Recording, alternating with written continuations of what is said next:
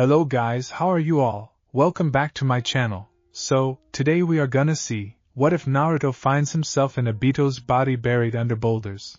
Part 1. And subscribe if you enjoy the video. And also check the description. So let's begin the story. This was the first and foremost thing that Naruto became aware of, as the young man once again regained some consciousness.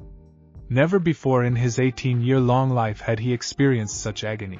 It was as if his whole body was on fire. As if he was being squashed to the ground. He couldn't think straight. He was caught up in this ocean of pain, and it felt like he was drowning. It would be so easy to give in, to simply let go and sink to the bottom of this ocean, and to give in to the darkness that would let him rest in peace. For a moment, he suddenly realized he was indeed sinking. He had stopped struggling. He was sinking deeper and deeper into the darkness. Just before he wouldn't be able to get up again, something snapped him out of this stupor. He was a survivor. He did not give up. He would fight. He swam. He groaned. He cursed. It hurt to put so much effort in fighting against the flow, but he fought. He struggled to regain consciousness, and to get out of this clouded mind that he had somehow ended up in. Slowly but surely the blonde ninja rose to the surface, and suddenly was able to think again. Shakily he managed to stand up on the surface of the dark water-like substance. Where the hell am I? Doing his best to block out the pain, Naruto looked around. This is not my brain. The ninja realized. The feeling, the aura and its surroundings were completely different from the place he had been familiar with in all the years that he had frequently visited the fox. He glanced around, searching for the gigantic sarcastic fox that he had formed a mutual form of respect with in the 2 last years, which had been very tough for them both. "Kyubi!" he shouted through the darkness. Silence greeted him. Naruto grasped his head, desperately trying not to give in to the panic that was creeping up on him. Where the hell was he? What the hell had happened? Suddenly, out of nowhere, a wave of memory slammed into him. He was thrown off his feet by the force and stared with widened eyes as he instantly remembered. His life was filtered right in front of his eyes and disappeared into the shadows of his surroundings. He had been fighting Madara. All his loved ones had died right in front of his eyes throughout the last 2 years. They had been the only one left in the end. He had wanted to kill him. Kill him so bad. He had wanted revenge. He remembered being overwhelmed by Kyubi's chakra. Madara had been charging a jutsu when Naruto had interfered with a Rasengan, then he had been disconnected. Naruto wasn't sure what happened next. Am I dead? Am I caught up in someone's mind? Naruto wondered, spooked out in this unfamiliar situation. The ninja felt the mental shield in this mind shift around to accept the memories that his presence carried. He panicked. Whose mind is this? His mental request was heard and he was once again blown off his feet. Memories of another life opened up to him. He felt the mental link with his surroundings grow. This was his brain, but at the same it wasn't. This was his life, but as was his other life that he had just been watching. It confused the ninja as he struggled against the overwhelming flow of information. He was an Uchiha. His name was Obito. He didn't like the way his family cooperated. He had a crush on this girl called Rin for a long time but never dared to voice it. He had a rival called Kakashi. Kakashi-sensei? 2 images greeted him and overlapped each other. His sensei was Minato, another pair of images overlapped. He had his father and only one little nephew that he truly cared about. An image of a young boy flickered in front of his eyes and another one soon followed. The second was older and more familiar to the boy. Itachi? Naruto grasped his head with a gasp. His head was aching in protest to all the information that wasn't his. He was going crazy. Stop this! Unfortunately for the ninja, the mind wasn't listening. It was happy that it could once again connect with a user after losing its connection with the previous one. Naruto couldn't take it anymore. This was not his life. He mentally shouted for help. He was losing his grip on the water, and one of his legs sunk back into the water. Help! Kyubi! He yelled. Kid! Stop thinking. The familiar growl made the surface of the black substance vibrate ever so slightly. To know that the fox was still present immediately calmed the young man. At least one thing was the same. That damned fox was still there. Their souls were connected. Naruto knew that. but for a moment he had been afraid that Madara had somehow managed to get a hold of his last companion. "I'm trying," he groaned. "What the hell is going on, kid? We don't have time. You have to wake up now. Get the body out of there. I only have so much energy to heal it." What the hell was he talking about? Naruto swirled around, trying to find the only ally he currently had, but he couldn't find it. "Where are you? Not now, kid!" A rough shove caught the Uzumaki off guard and he was flung to the opposite side than he previously had. He yelled out in pain as it greeted him once again. He nearly wanted to crawl back to the safe heaven he had just come from, but Kyuubi's words were still fresh in his mind, as was the urgency behind it. The moment he somehow regained consciousness, he realized why. Large boulders were squashing him. The now dark-haired Chunin couldn't move. His limbs were locked in place. His mind screamed at him. He had to get away. He had to move. He had to get away, but he couldn't. He was dying, again. Somehow, in a desperate attempt for an escape, his mind provided him with a memory. It snapped him right back to a certain moment in his fight with Madara. It had been in this mere second that he had been able to get a feel of what the bastard had been doing with his chakra to become intangible for a few periods of time. It was his only chance. Naruto desperately commanded his chakra to copy the maniac. At first it didn't seem to work. He was still being squashed. However, suddenly the ninja felt his surroundings change. It felt like he was flowing through water. He didn't have much time to observe it though, as he was already moving. He pushed himself up and crawled forward with the leg and arm that hurt the least. The ninja struggled and groaned but, after what seemed like years, was eventually able to push himself out of stones and into an open but enclosed space between the boulders. It was safe there.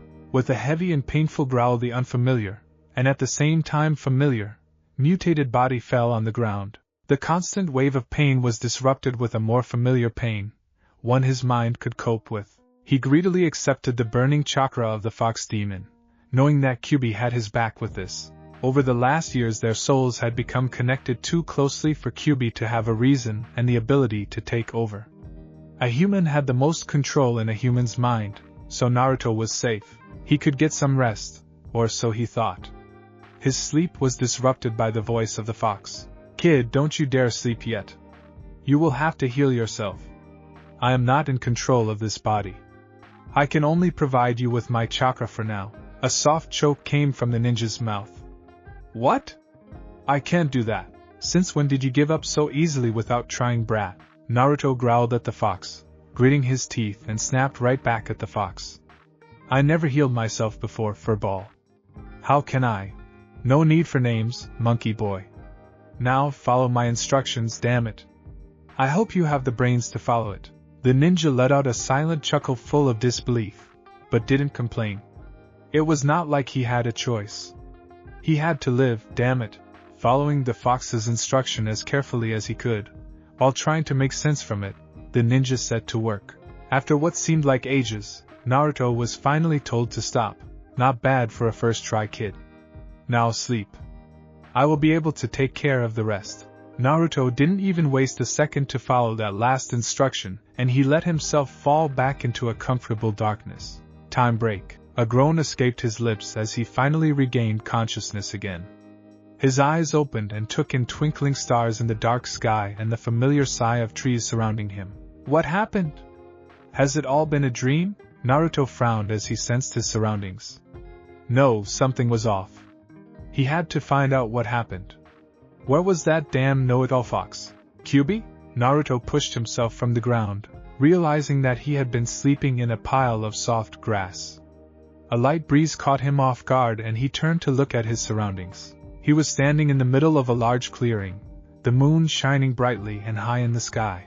He was in his mind. That Obito guy's mind. Kakashi's teammate?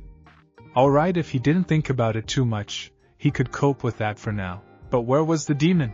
Kyuubi! Naruto screamed again, feeling slightly uncomfortable in this unfamiliar place. A growl made him turn to the forest on his right. He ran forward as he heard it, determined to at least find something he was familiar with. Be silent, kid, I'm trying to sleep. The fox grumbled, his massive voice carrying over the plains. Naruto, who had already been looking for the massive fox that usually greeted him, frowned when he didn't see him. He had been sure that the voice had come from this spot. He turned around, head tilted back as he continued searching for the large figure that usually loomed over him. "Kyubi?" He tried again, never one to just simply listen to the fox. An irritated growl made him turn around again, this time looking right in front of him. His first reaction was one of surprise, which then followed into amusement, and eventually he couldn't hold back a few laughs. It had been a long time since he had actually laughed. "Kyubi? You look..." He searched for the right word. "Different." He snorted and dared to step-walk the strong trees that had seemingly replaced the bars he had in his own mind. Naruto knew that Kyubi wouldn't have the energy or the will to hurt him, not when they were in this unknown situation. So he didn't even falter in his steps as he walked through the trees that separated him from the fox, which was currently only the size of a large horse. The fox bared his teeth at the ninja, but said the ninja knew that it was simply a way of showing his annoyance. Naruto flopped down next to the much smaller than usual fox, leaning over slightly in an attempt to check up on him. "Are you alright?" he quietly asked, taking in the fact that Kyubi only had 3 tails. "Besides the fact that we nearly died and I had to save your pathetic but once more, that we are stuck in another time frame and in the mind of an Uchiha," the demon spat the name, "of all people, and that I just lost about 2/3 of my chakra to keep us alive and heal the body that had been practically pulverized to death. I feel absolutely giddy." Naruto rolled his eyes at the fox's sarcasm and settled himself comfortably against the side of the fox, pondering about what the fox had said. Kyubi let out a warning growl, but Naruto knew that it was just a matter of pride that made the fox this touchy. "Will they come back?" "Eventually. I will need a lot of rest. I might sleep for a long time in which you cannot always contact me." "That's good. In the meantime, you can be my pillow then," Naruto teased, rubbing his face in Kyubi's soft fur.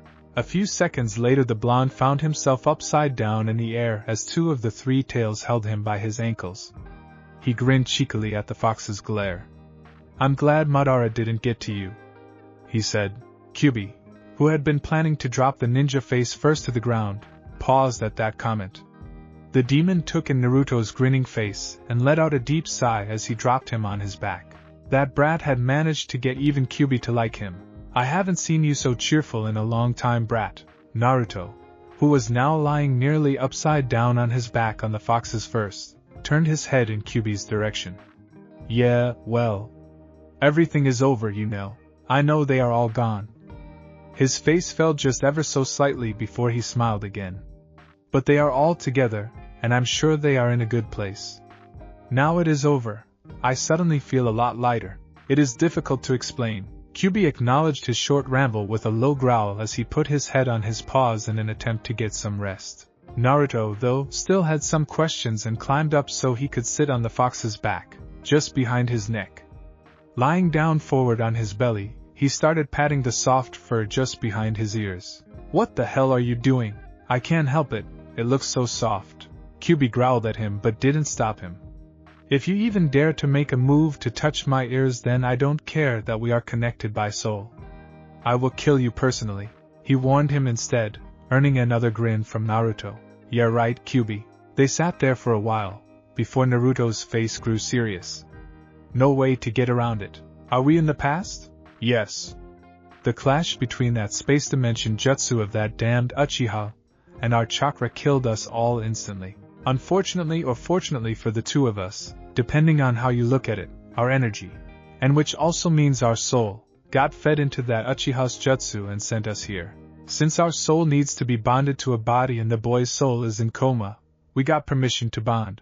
Naruto's eyes stared at the fox in surprise. "He's still alive." "I wouldn't say alive, kid. The only reason he is still here is because we keep his brain running. If we had arrived just a second later, the boy would have passed on, and we would have been screwed, wandering around this plane for who knows how long." Wow, Naruto wasn't sure what else to say.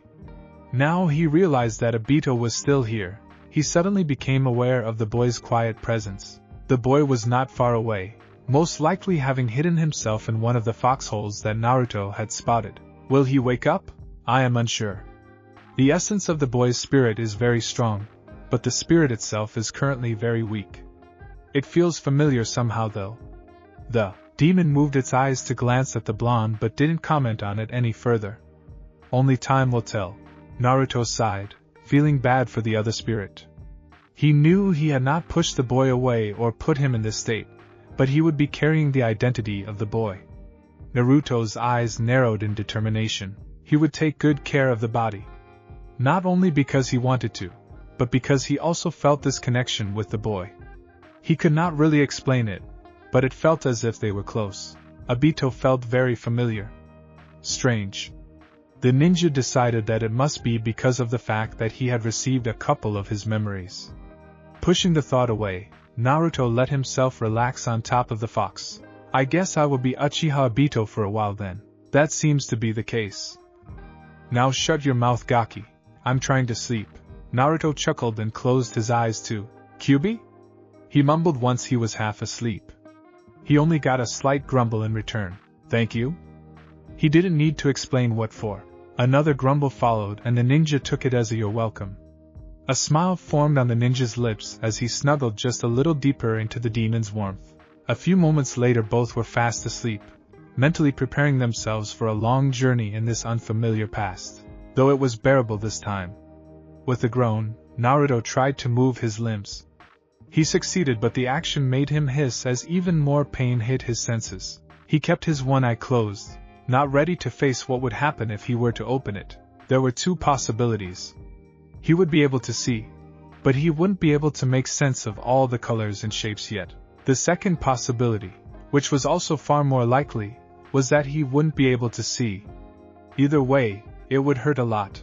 After all, his right eye had been crushed too, and it had been very painful, not to mention difficult, to save it. The chakra that the fox provided was too strong to use for a long period of time in a body that was not fit to use it, like Naruto's own body had been. Naruto had argued to just do all the healing in one session, but Kyubi had protested heavily, accompanied with a whack to his head and a couple of insults about his mental intelligence, or more specifically, the lack thereof. If they weren't careful they would be burned from the inside out, as the Kyubi had said. Now that was not something that Naruto wanted to try and find out, so the best action left to take was to, reluctantly mind you, follow the fox's plan, which was boring, painful, time-consuming and even more boring. Not to mention that it was annoying that he had to follow the instructions of the "start moving brat." Stupid fox. The fox had been a little too happy to kick Naruto out of his safe, painless state of mind a few minutes ago. Naruto gritted his teeth in annoyance at the fox, but didn't bother to react. Sadistic demon? It was not Naruto's fault that he had accidentally shifted a little too close to the fox's precious ears in his sleep. Oversensitive, sarcastic, mean, evil, sadistic. The ninja grumbled, gritting his teeth as he tensed his stiff muscles. What are you waiting for, brat? Someone to help you up? Start healing already. Groaning once again and grumbling to himself, Naruto forced himself to roll on his stomach and heave himself up. He had been in this enclosed space for about a week already. He hadn't been able to move an inch at first. There had been a light panic on how he would survive. Fortunately, a little lucky rainstorm had provided him with enough water, and the rest was taken care of by his chakra and that of the fox, before he was finally able to move a bit more fluently. Once he could move ever so slightly, no matter how much it hurt. It had been his luck to find a blood scroll in Obito's pouch, and some energy bar and chakra pills that had allowed him to survive before he had finally been able to open the scroll. It had actually taken him some time to realize that it had been Obito himself who had drawn the seal. Judging by its messy drawing, he could only wonder how the brat had been able to make something that complicated with that kind of inking without messing it up. Unfortunately for Naruto, he had been forced to open his right eye for a moment with some protection from the fox's chakra to study the seal and unseal everything. Everything had been blurry and dark, and his vision had been so screwed that he only barely managed to do everything before the chakra ran out. That was definitely not good. He had managed though. Naruto couldn't help but be grateful as he pulled his sleeping bag closer to himself for support, and made sure not to strain his wounds. He didn't want his bandages to become bloody. He didn't have much left. The ninja sighed in relief as he managed to sit up and lean against his sleeping bag as he settled it against one of the boulders. He needed to focus, he reminded himself as he popped one of the 3 last chakra pills in his mouth. Ever so slowly he started gathering his chakra in his hands and brought them to his eyes. This was their 3rd healing session, and they would finally take care of the eye that had been a point of worry for both of them.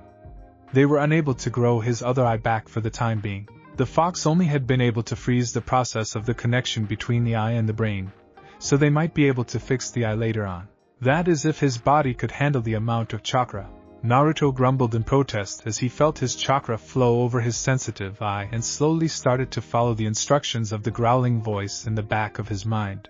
Since this was not the first time he had done so, the ninja didn't really bother to protest with every instruction. It would only make the fox cranky. In the first healing, they had decided that the most important crushed organs had to be taken care of first. For example, his brain and heart had taken most of their energy, which left them with just enough to stabilize the rest of his other important organs. In their second, his bones and the other organs had been stabilized. In the third, they had healed all the organs even further, trying to complete the healing of all the organs and most of his damaged nerves. In the end, they managed to get himself out of the life-threatening state, though he was nowhere close to healing the rest of the body. It had worked, even if there would be complications with his chakra pathways. They would most likely get clustered with the fox's chakra and be blocked until the denser chakra was finally filtered. In Naruto's own body, this whole process would have taken a matter of seconds. In Obito's body, he wasn't sure how long it would take, which was, to borrow a certain genius's words, troublesome. In order to make sure his main chakra paths would not get blocked, the two had decided that today would be the last of the healing sessions for a couple of days. The chakra pathways and the rest of Obito's body were already showing strains of the fox's chakra. His own chakra, on the other hand, was restricted to Obito's own. During his unconscious state, he had been able to find it locked away in the mental forest. He wondered how he would be able to reach it. Naruto had no choice but to stick to Obito's reserves, which were so tiny compared to his own. How did all the others manage to fight and live with so little chakra? Focus, brat. The deep grumble brought him back to his current situation. Yeah, whatever. Just a little longer, he reminded himself. Just a little longer, and he would be able to get out of here. Somehow, the ninja gritted his teeth as his eye stung painfully, and would have stopped had Kyubi not spouted some threats at him not to. Don't you dare, kid. If you do that, your eyes will be gone, and you will be blind. Is this even a good idea? Doesn't your chakra conflict with the Sharingan? He asked once again, suddenly unsure, as he felt a bit of Kyubi's chakra come to the surface. He felt the Kyubi mentally grin in the back of his mind. I am one of the few reasons those arrogant monkeys have that eye in the first place. I'm sure I should be able to tweak it. Tweak? Naruto tensed and nearly cut off his chakra supply, but was unable to do anything as the red chakra took over. No way, TSK, brat. Don't worry. I won't be able to do much. You will be grateful in the end. The fox said as Naruto growled out in pain. What are you doing, stupid manipulative F? The pain became too much and he wasn't able to formulate any proper thoughts for a moment. Just before he was sure that he would lose consciousness, the pain stopped and the chakra subdued. Stupid brat. I might not hate you anymore. He never let the boy know that he might actually ever so slightly like him a tiny bit. But for me, your survival is the most important. Being blind will not allow you to accomplish all those silly plans that you are forming in your head. So I'm only helping you to make sure that this won't kill you. After all, you are far too stubborn and would end up trying anyway, even if you were blind. Naruto mentally glared at the fox as he finally lowered his shaking hands from his eyes, not fully knowing how to react to this. What had he done to his only eye? He nearly didn't dare to open it. Gee, thanks. Kyubi gave him a slightly rough mental nudge in annoyance. You ungrateful brat. Just remember that I'm only doing this because, if I die you die, right? A slight amused smile crossed the now black-haired boy's lips as he interrupted the fox. Ignoring the fox's rambling, he slowly removed the bandage from his eyes and rewrapped it in a manner that it only covered his left empty eye socket. Knowing that he was being ignored, the fox retreated, grumbling the whole time about ungrateful monkeys and disrespect. In the meantime, Naruto steeled the nerves that had suddenly sprung up out of nowhere. The realization of how important the ability to see was had become very clear in the last week. If he was blind, Naruto took a deep breath, as he set the muscles of his right eye to do their work, and his eye opened. Nothing. Only darkness. A choked humorless chuckle escaped the Uchiha's lips. Of course, he was still trapped there. He gazed up and tried to see the difference between the stones and the cracks in between but couldn't find them. Was it night? Or was he blind after all? Has the fox ruined his eye? He stared in front of him, hoping that his eye only had to get used to the sudden darkness. He held out his hand and waved it in front of his eye, but besides the slight blow of wind that he felt, he couldn't see anything yet. Just as the ninja was about to give up, a very light twinkle in the corner of his vision caught his attention. Squinting his eye, a smile blossomed on his face as he watched the star twinkle in the sky through the very tiny crack that was most likely situated just above him. He never realized just how much a twinkling star could calm someone. He didn't know how long he had been staring at it, but it was one of the most peaceful moments he had had in a long while. Even though he fell asleep not much later, the star traveled with him to his dreams, where they multiplied and traveled with him everywhere he went, watching over him, like his friends had done into his futures past. 4 weeks later, Naruto's heart was beating slightly too quickly in his chest to be absolutely calm, even though he was trying very hard to be. He was nearly there, or at least he hoped he was. How many boulders were there left? He wondered as he glided through them, being careful to keep the center of his chakra stabilized. After about 5 weeks of being trapped in the enclosed space, Naruto had finally healed himself enough to get out of there. It had not been easy, much to his annoyance. For one, it had caught him at surprise how difficult it had been to get used to his shorter limbs. He was so glad that he had been able to obtain most of the muscle memories in Obito's mind. It saved him a lot of time. He was also secretly glad that he had been shot not a giant in his own body, for it made the adaptation ever so slightly easier. In the end, Naruto could have gotten out earlier, but he had been in no situation to know about the war that was out there. He had also had enough food and water from the scroll, and with some pushing from the fox, Naruto had decided to use this moment of isolation to strengthen Obito's body some more. At the moment he estimated that he should be able to fight a genin and maybe outsmart a low chunin. He was also able to run for about an hour again. This was so much under his previous level. He could fight S-rank shinobi, damn it. That he nearly felt pathetic, but he couldn't complain. After all, be glad you are alive, brat. How could one argue with that logic? During his light workout, Naruto had eventually managed to come up with a way to get out of the place. Madara's jutsu once again provided a solution. Unfortunately, it had taken 2 whole weeks of near constant practice to perfect the technique. Still, it was necessary. It would be horrible if he would be stuck halfway and to die if he wouldn't be able to free himself anymore. In the meantime, once again much to his disappointment, the time between the healing sessions was being lengthened. This surely gave him the opportunity to practice being patient too. Though, of course, not everything had been bad during that time.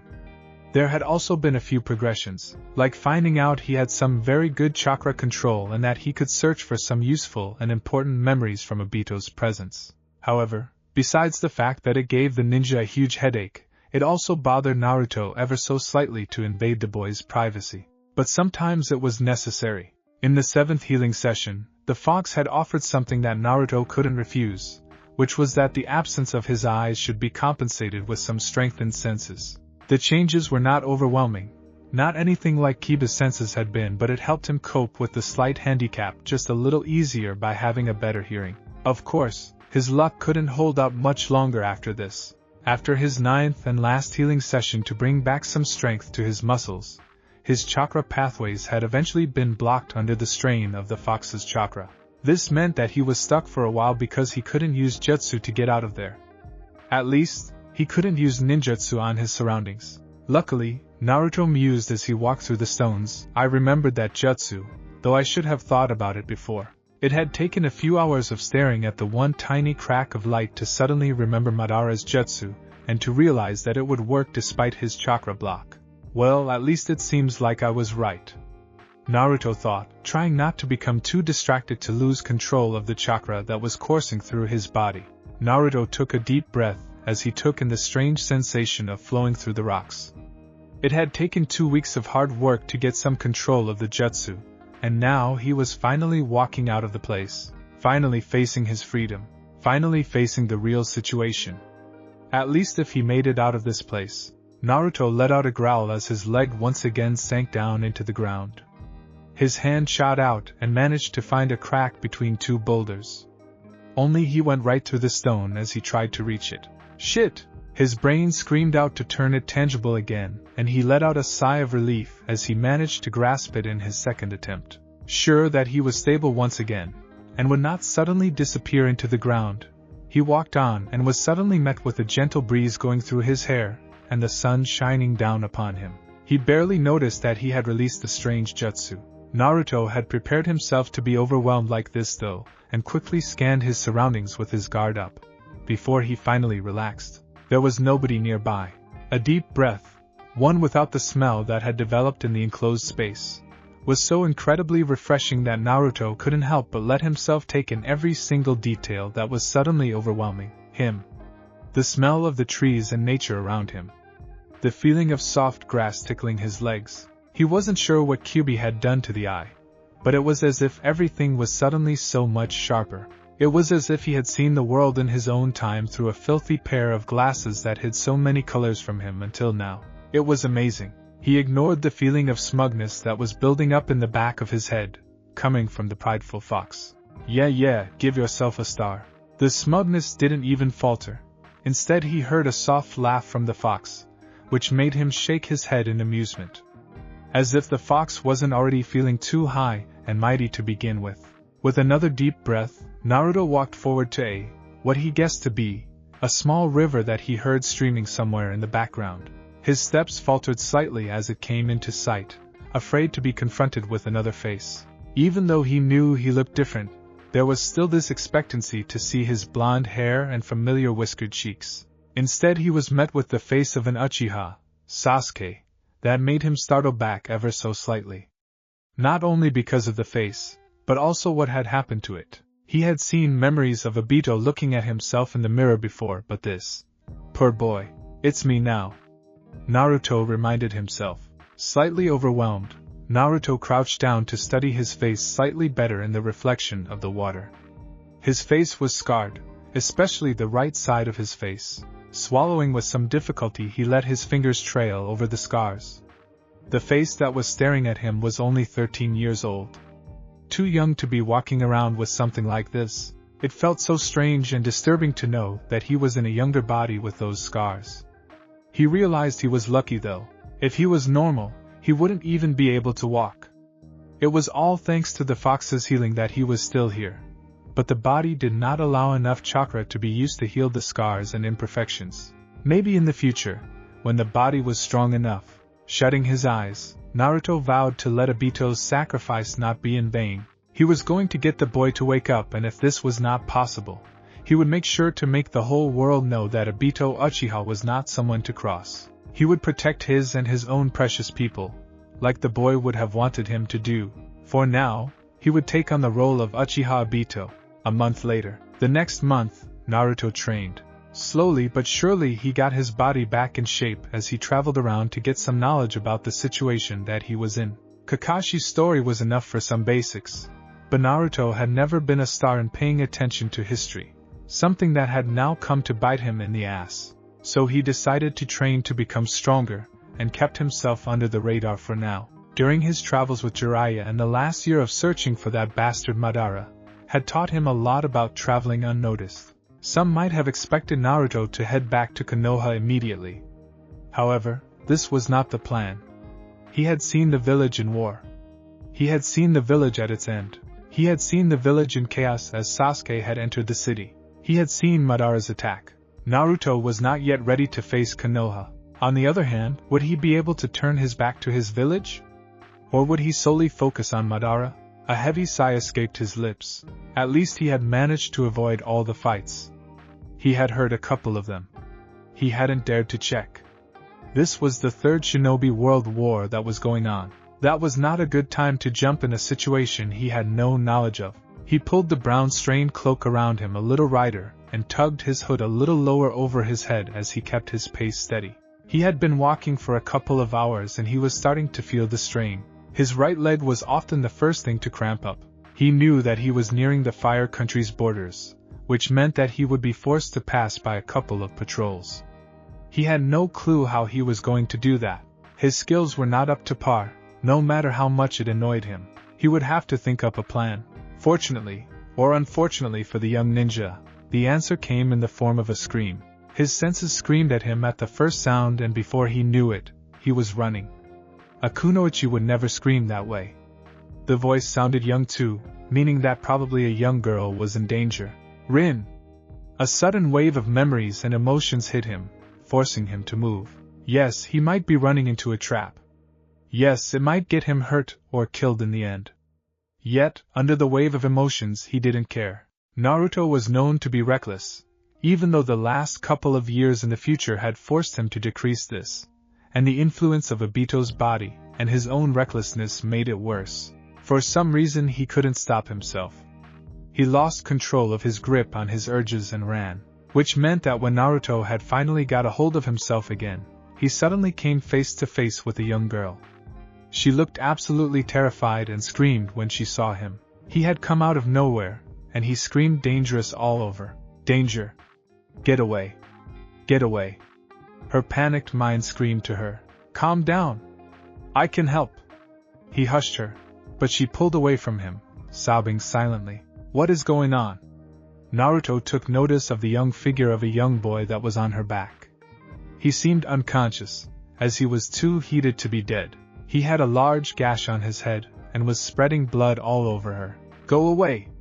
She sobbed as she took she couldn't finish her threat, and instead shook as she backed away from him. The wound looked bad. If it wasn't treated quickly.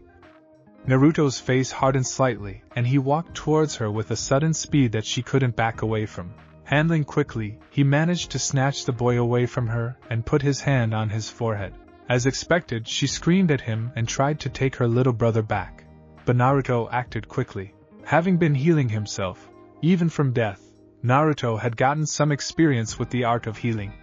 Some memories had provided him with some information too. It seemed that the boy had wanted to gain the girl's attention by showing her some healing jutsu, but he had never gotten the chance to show her. I will make her notice me too. I will show her that I can be strong too. Naruto smiled sadly at the memory, knowing that it could save the boy's life at the moment. It would give the cells in the flesh a quick start to heal it, while mending the skin to prevent any infection from taking place. At the sight of his hands glowing green, the girl stopped in surprise, which surprised Naruto in return. She knew of healing jutsu? No time.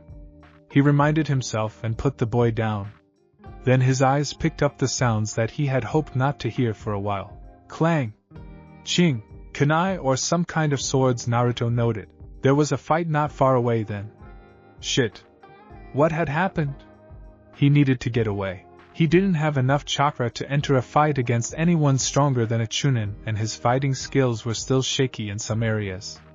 Not to mention that his leg was already beginning to feel stiff. He turned around to run away before he suddenly stopped. What the hell was he doing? Was he really going to leave the girl behind? The presence of this coldness towards anything but himself that he had felt just a few moments ago threw him off guard. Why was he acting this way? The girl, who had seen him turn away, panicked. Wait! Please! The girl followed him and grasped his cloak. My mom and dad. She told him shakily, and his attention once again shifted to the fight in the background. Are they ninja? He asked the girl, noting with cold amusement that she suddenly wasn't afraid of him anymore. The girl was far too trusting. She shook her head. Who is fighting then? Oh, our guards. Yuki-san and Sho-san. Parents? He continued, trying to be as quick as possible and not to let his aggravation show. They are hiding under the wagon.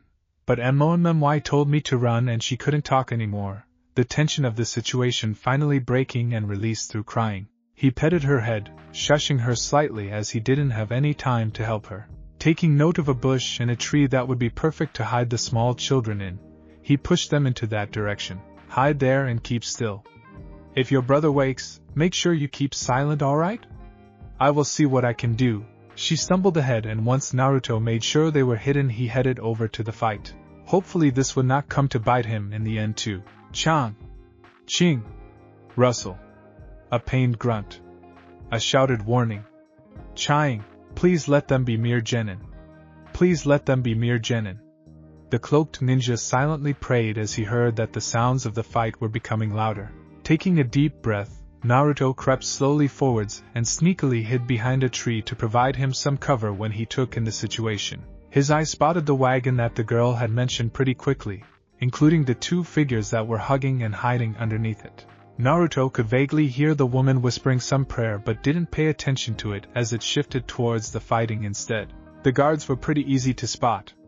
They were desperately dodging and deflecting the weapons that were thrown at them as they were sometimes forced to engage another enemy ninja in physical combat. Naruto had to admit that it was a pretty good tactic to use in situations like this.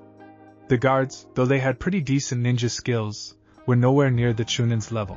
Yes, Chunin. Shit. Why couldn't it be genuine? His eyes narrowed when he saw the taijutsu fighter of the two Chunin once again regain their little game. But instead of engaging the guards again like they both expected, the rock ninja suddenly sprinted forwards to the wagon. The intention was clear and his senses were screaming out to help them. Unable to ignore his instinct, Naruto tightened his cloak around him with the help of a little bit of chakra and he sprinted forward.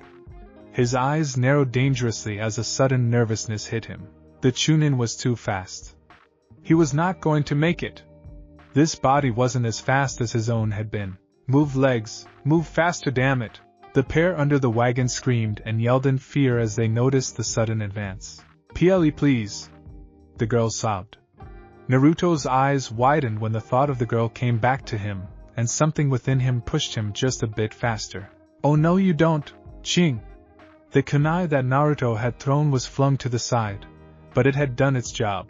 The Chunin had seen his encounter in the corner of his eye and had acted quickly to block the kunai he had thrown to render his arm useless. The eyes of the brown-haired ninja narrowed as they quickly took him in, including his short height, which made Naruto grumble mentally in annoyance, and lashed out. However, Naruto had seen this coming and had already produced another of his kunai. The two kunai met in the middle, creating sparks between them as they tried to overpower the other. Naruto glared at the man as they stood in the standstill, both trying to get enough information about the other before they would engage in a fight. Naruto prayed that he would be able to do this. The ninja in front of him was after all a Chunin, that was very clear. Not to mention he had far more power than Naruto had, that he was far taller than Naruto was and was, unlike Naruto, not recovering from nearly dying. Well, now he thought about it, that certainly didn't sound good. Was this really a good idea? The smirk that graced Rock Chunin's lips indicated that he had come to the same conclusion. Scene break. Indeed. Somehow the Chunin that preferred physical combat had deemed Naruto too troublesome and swapped with his partner. Which left Naruto to fight, more like to keep dodging, the long-distance weapon user. He was fairly confident that the two guards would be able to take on the taijutsu user together when they weren't distracted by the weapon user. But Naruto wished that the Chunin hadn't swapped. It wasn't easy to spot the weapon user when there was no one that could watch his back, unlike the guards who had been working together. After all, Obito was no Hyuga, and that damn Chunin really did like to attack one's blind spot, like he was doing now. It had only been the familiar sound of the steel slashing through the air that had made him swirl around to face the new attack. Naruto let out a curse and he let Obito's body's reflexes take over to dodge the incoming wave of kunai. The first kunai barely passed his right eye. As if losing one eye wasn't bad enough. Thank Kami that Obito has good reflexes. If there was anything that the Uchiha found important, it was good reflexes. He was just in time when he pushed himself from the ground and twisted in the air, trying his best to analyze how the kunai would travel in the meantime. They drew in dangerously quickly as he watched as if in slow motion. He could only hope that his body would catch up like it should. His eyes flickered to the sharp edge as they passed him. 1. Overhead. 2. Underneath. 3. Let it slip through the gap between his arm and torso. 4. It passed his upper leg with a hair's breadth. He mentally let out a sigh of relief. He counted as they passed him. Luckily it was safe to land after the first 10, and he quickly used it to back up ever so slightly. His one eye widened in surprise as another kunai appeared in the corner of his eye, and he was just in time to tilt his head back. He winched ever so slightly as it nicked his nose, but his attention was already back to his current opponent. Different angles. He was using clones then. Mentally, Naruto could help but sink to the ground in a very dramatic manner. Why? Why did it have to be a high chunin? This was so cruel. Whoa! Dodge! The one-eyed ninja winched as another pair of kunai sliced through his cloak. Damn it! Obito's reflexes may be very good, but it still was nowhere like his previous level.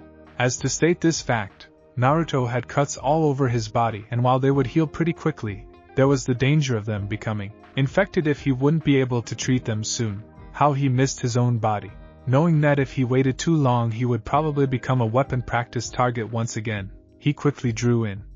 He tapped the hood of his cloak a little closer over his head in order to remain anonymous. Though he was fairly confident that the seal he had crudely drawn inside of the hood would help to keep it stuck on his head, he didn't want to let them see his face. It wouldn't surprise him one bit if one of them were to recognize him instantly as an Uchiha.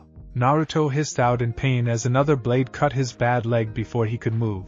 The stability that he had built up in the last couple of weeks suddenly disappeared, and Naruto decided that he really had to end it right now. Pushing chakra in his leg, he mentally prayed for his plan to work. Scene break. The rock ninja Ikaru smirked as he threw another kunai towards the short figure with the cloak. They really hadn't expected any reinforcement to come for those traitors. At least that is what he and his teammate had been told, as the small group had left the rock without asking for permission to go to the Fire Nation of all things. But this wasn't too big of a problem. The squirt shouldn't be too difficult to take care of. He threw a few senbon, but the probable genin saw it coming just in time and jumped behind a tree he had slowly been itching to.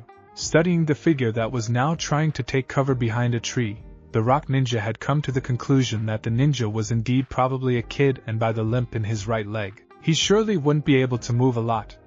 Still, it didn't hurt to be careful. Kids these days should not be underestimated. Sorry, brat. Giving the figure one last glance, Ikaru quickly concentrated to form one more clone out of stone. If he were to use one more angle, he would be able to knock the kid out first, and then see how much of a threat he really was. He might be a ninja, but he didn't like killing little brats. Still, he was unsure whether or not his partner would be able to keep up for much longer. So the best approach was to finish this quickly. On the other hand, the kid was mysterious. He was definitely hiding something. Some questions would be better then. Paralyze him, quick and easy. He decided. A copy of himself formed next to him. The blue eyes and dirty dark brown hair was perfect, and gave him a quick nod when he went off, already knowing what it should do. Sighing, the ninja's hand went in his pouch once again and drew out another pair of kunai. He silently sneaked to the right so the brat was once again in sight, warily watching his surroundings. Waiting for the perfect moment, he sent a clearly visible but lethal strike towards the cloaked figure, who desperately tried to dodge.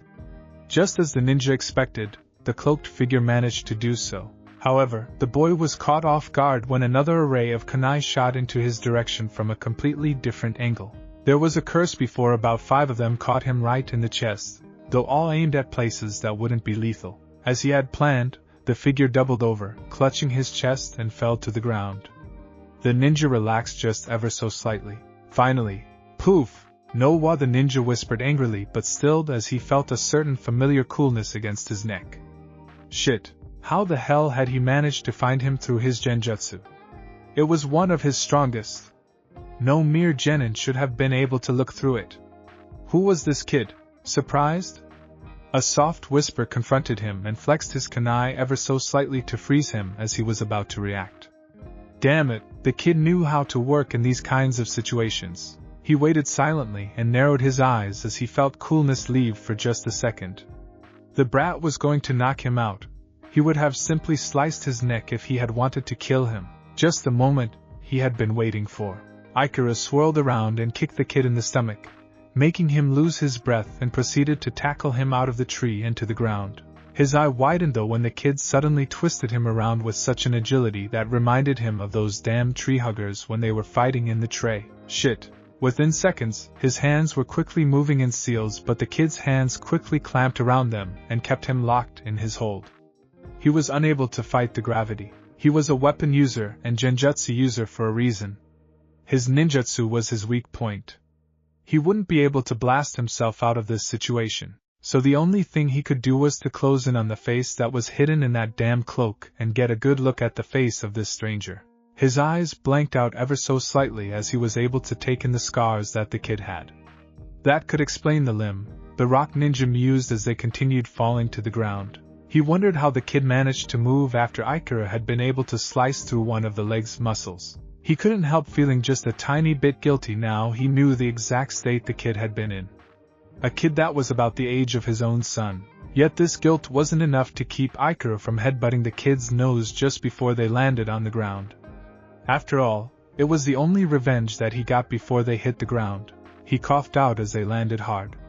It hurt much more than he expected. He tried to push the kid away from him, but the figure had already used his moment of regaining his senses to turn him on his belly and straddle him to keep him in a complicated hold. As soon as he noticed what the brat was doing, Ikura tried to push once more, but though the kid seemed weak, he used the perfect technique to keep him under him. He turned his head to glare at the kid as he spoke. "Why kill them?" The voice sounded young, so naive. "Huh?" Ikura frowned at the child in front of him. "What the hell are you talking about, kid? I'm a ninja." He growled and tried to get away once more. "So you would just kill a family like that?" A few drops of water dropped on the ground next to him. It took some moments for the ninja to realize that it had dripped down from the cloaked figure's face. Ikura stared at the child in wonder. Had he gotten his scars because he had been attacked himself? Why else would the kid care? "Look, kid, the world is a hard and difficult place. Judging from your scars, you have faced plenty of hardness before. So open up your eyes and see the world for what it is already." Ikura snapped, having realized that the child made no move to end his life yet. His eye flickered to the direction his partner should be. "How was he doing? Do you have a family?" Ikura's eyes flickered back to the kid and remained silent. There were many times that he was not proud of what he did, but it was part of his job, his life and his existence. There was no way to ignore an order. If he was told to kill them, he had to believe in his village to have good reasons for it. His thoughts flickered to his own family, wondering what they would think if they knew about these kinds of missions. Would his son fear him? Would he also question Hi? "I thought so." The voice got him out of his thoughts. He looked at the figure that was hovering over him before he finally decided that he had gathered enough chakra. A tiny smirk was all the warning that the young teenager got before he was thrown off the ninja's back. The kid let out a groan as he hit the tree a short distance away. "You shouldn't talk so much," the rock ninja muttered as he closed in on the kid. The child struggled to get back to his feet, but Ikura was already in front of him. His hand reached around the child's throat to keep him against the tree and pulled on the hood of the cloak. He frowned when it wouldn't budge.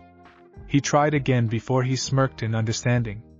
Adding a little chakra to his tug, it finally moved.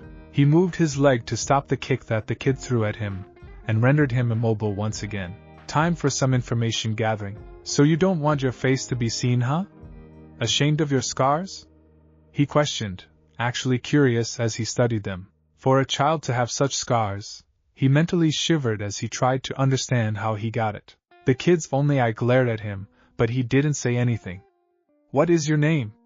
he decided to ask, but he was once again met with silence. Tightening his hold to remind the child of the situation once again, he asked again. "I don't know." "Oh really?" His eyes narrowed. Was the child famous enough to be seen as a threat? Was the child being hunted and afraid to give his name away? Now that he thought about it, the features of the young man did seem slightly familiar.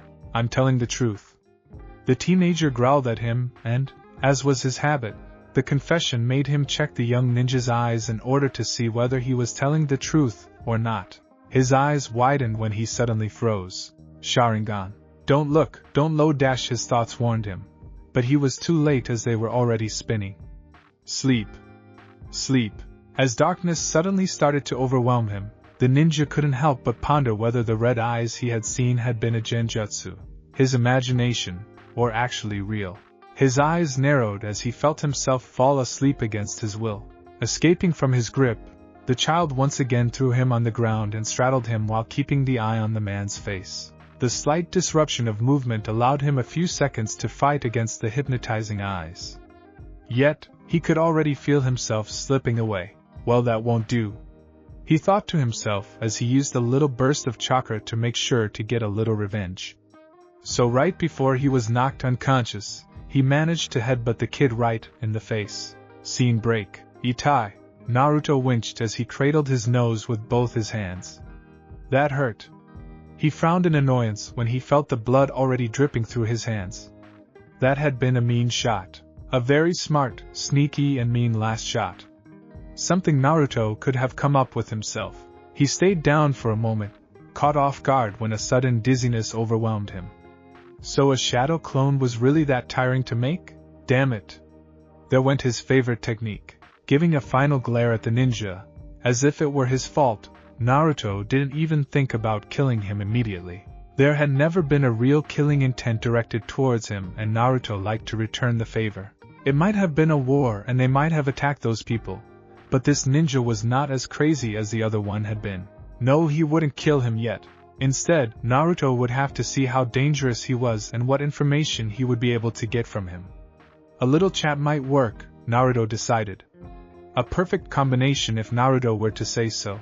After all, he had a family waiting for him at home, and Naruto, while very much aware of it, would avoid killing people with family if he could help it.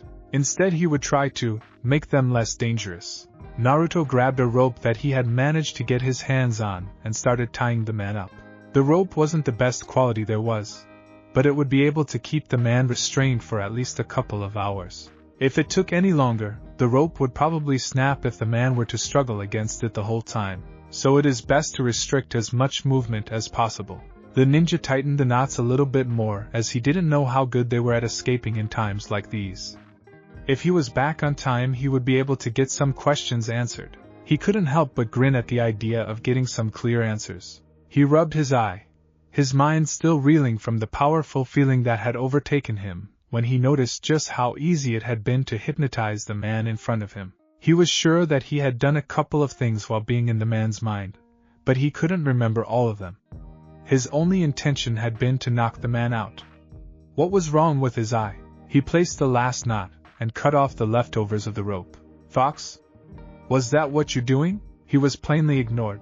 Naruto wasn't sure whether or not he should use the Sharingan again anytime soon. The sense of invincibility was very strong when he used it. No wonder all those Uchiha go crazy, Naruto thought as he frowned. He had cut off the chakra from his eye already, but the itching in his eye wouldn't leave. Still, he didn't have much time to worry about that now. Pinching his nose, Naruto sneaked back to the clearing where the wagon stood. A quick glance at the scene told him enough. They had managed to knock out the rock ninja and were now taking care of the girl's parents. He did not care enough to think about what they were going to do with the ninja. Maybe questioning or something else. Those guys weren't ninjas. He wasn't sure how their minds worked. It was at least none of their business. Masami! Michi! The woman yelled out desperately.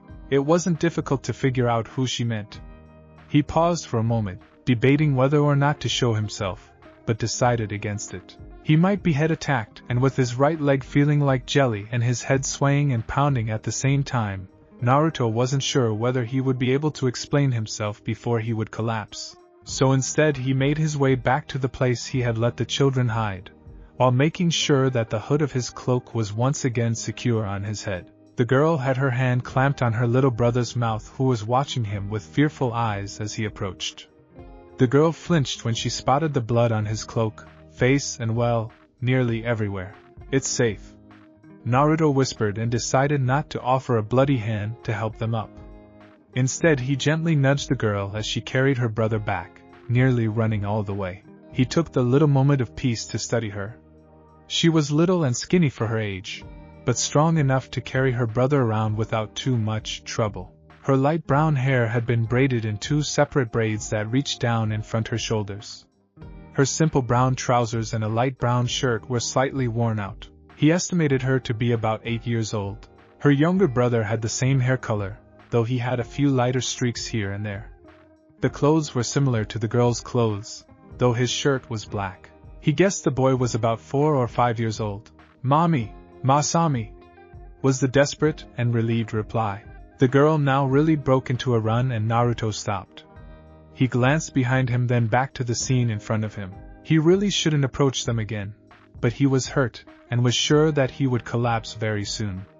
There wasn't any good cover nearby and he swayed and his hand reached out to get a hold of a nearby tree. "No, I still need to get information from the other ninja." Naruto felt like he needed to puke. His surroundings were twisting and turning and he felt his body shudder. "What was this? Mommy, there. He helped you," came the girl's voice, and it was approaching too quickly. "Shit. The guards would most likely follow."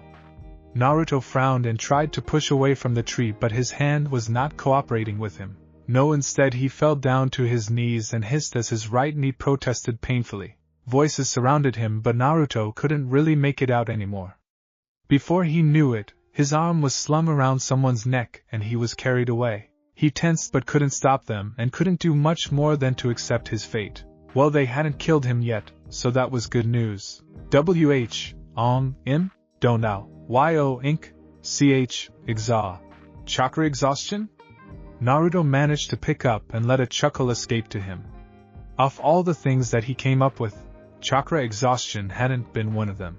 Of course, now to think about it, all his symptoms matched. How foolish of him. He really should have to keep a better track of them. He felt himself be put down, and tried to protest but was pushed down gently on what he assumed to be the wagon. "We got you, rest." That was the last thing Naruto heard before he finally passed out. When he opened his eyes, he found himself back into the familiar forest, bathed into the moonlight. He approached the Kyuubi, who seemed to be sleeping in his cage, snoring loudly as he did. Naruto glanced at the direction in which he knew Obito was hidden. A quick look couldn't hurt. "Brat. You are pathetic," was the soft growl that caught his ears as he walked away, and for once Naruto couldn't help but agree with the fox. A few days later, Naruto's eyes snapped open and scanned the campsite they had set up, as was his habit. He had awoken 3 days ago, much to the happiness of the children, who had taken quite a liking to them. For some reason they had managed to get past all the patrols in the 2 days that he had been unconscious. The little family had eventually shared their basic story with him. They were traders by heart. The wife and husband originally came from Fire and Rock respectively, and had lived in Rock ever since the children had been born. However, after business got worse and conflicts with the husband's family got worse, they had started to make plans to move to Konoha, where part of the wife's family lived. Unfortunately, the war broke out before they could. Once it had broken out, no sane person would have dared to move to the enemy's territory. However, once the grandmother of Michi and Masami became ill, they had decided that it was time. The parents wanted their children to see the other part of the family too, and the condition in Rock was problematic once everyone found out where the wife actually came from. Naruto didn't want to pry, so he didn't ask any further. In the end, they had admitted that they had been planning this escape for years, and that this had been the only opportunity to get past. Naruto wasn't sure how they had gotten to know about this route, but he allowed them to have their secrets. After all, he had his own. His eyes flickered to the children that were now sleeping near the campfire. They had met a large group of other travelers yesterday, and decided to travel along tomorrow, as it would be safer. The guards were watching him warily, but had not been able to find any threat. How could they in this state? And so it didn't bother him. Still, he knew that he was making them uncomfortable. He would be too, when he refused to give them his name. I don't know didn't really take away their suspicions. Still, it was at least better than telling the truth. "Hi, I'm Uchiha Obito. I just got crushed by boulders and left behind by my teammates because they thought I was dead. I nearly was, but because another spirit is now possessing this body and brought the spirit of a demon fox along with him, I got healed. Oh, guess what? I'm actually that spirit. But please don't tell anyone. Anyway, I will be going now, because I really am not ready to go to the Leaf yet. Bye." Nope, not going that route. It had taken a few tries to let them know that he didn't want anything from them. They had been expecting him to ask for something in return for helping them. They had indirectly saved their life after all. However, Naruto didn't want anything. "I'm glad you let me keep my secrets. he had instead stated, and though they probably weren't happy with it, they had accepted his silent request. The only question he had answered was when Masami asked why he didn't know who he was. I got hit really hard on the head a while ago, and ever since, I'm not sure who I am, he had reluctantly answered, twisting his words in a way that he wasn't lying to her. Naruto really didn't want anything from them. They had managed to get him past the border, and that was enough for now. Instead, he was planning to leave. They were heading to Konoha and he would not follow. No, he would remain at the borders. He knew there should be a cave somewhere in the neighborhood. He would train there. Determined, Naruto got out of the wagon and slipped away. Ninja-san. A small voice called out, sounding confused, making Naruto freeze in error. How had the two brats spotted him? Damn it, he must be really losing his touch. Naruto sighed and paused in his steps. He liked the kids and decided that it would be very rude to just leave them like that. However, he didn't want to turn around in case they decided to use those adorable faces to their advantage. He could swear that they knew exactly how to use that weapon to their fullest potential. Where are you going? The girl's voice called out. Away? He answered uncertainty, still not turning around. Why? His lips pressed together in uncertainty before he finally did turn around. As the ninja turned around to look at the two children, he immediately noticed that they were indeed staring at him with those big eyes. Because I have to find my own path, he eventually answered. The children frowned at the answer. What is wrong with our path? Masami asked, confused and sad. It's not the path of a ninja, Naruto answered, not even bothering to tell them about the difficult missions he would have to face in the future. Sorry, I can't join you because I have to train in order not to get killed in all the dangerous situations that I'm sure I will get myself into. Nope, better not tell them that. But what if a bad ninja comes and... Michi started babbling, scared. Naruto sighed. For some reason, these kids had taken a liking to him. He had no clue why they trusted him so much. But even Michi, the young boy, wasn't afraid of him anymore, even when they had seen him without his hooded cloak. If anything, instead of becoming afraid of the scars, the children only got more curious. His ears still rang from all the questions they had pestered him with. They certainly hadn't been shy around him. They won't. He tried to reassure them.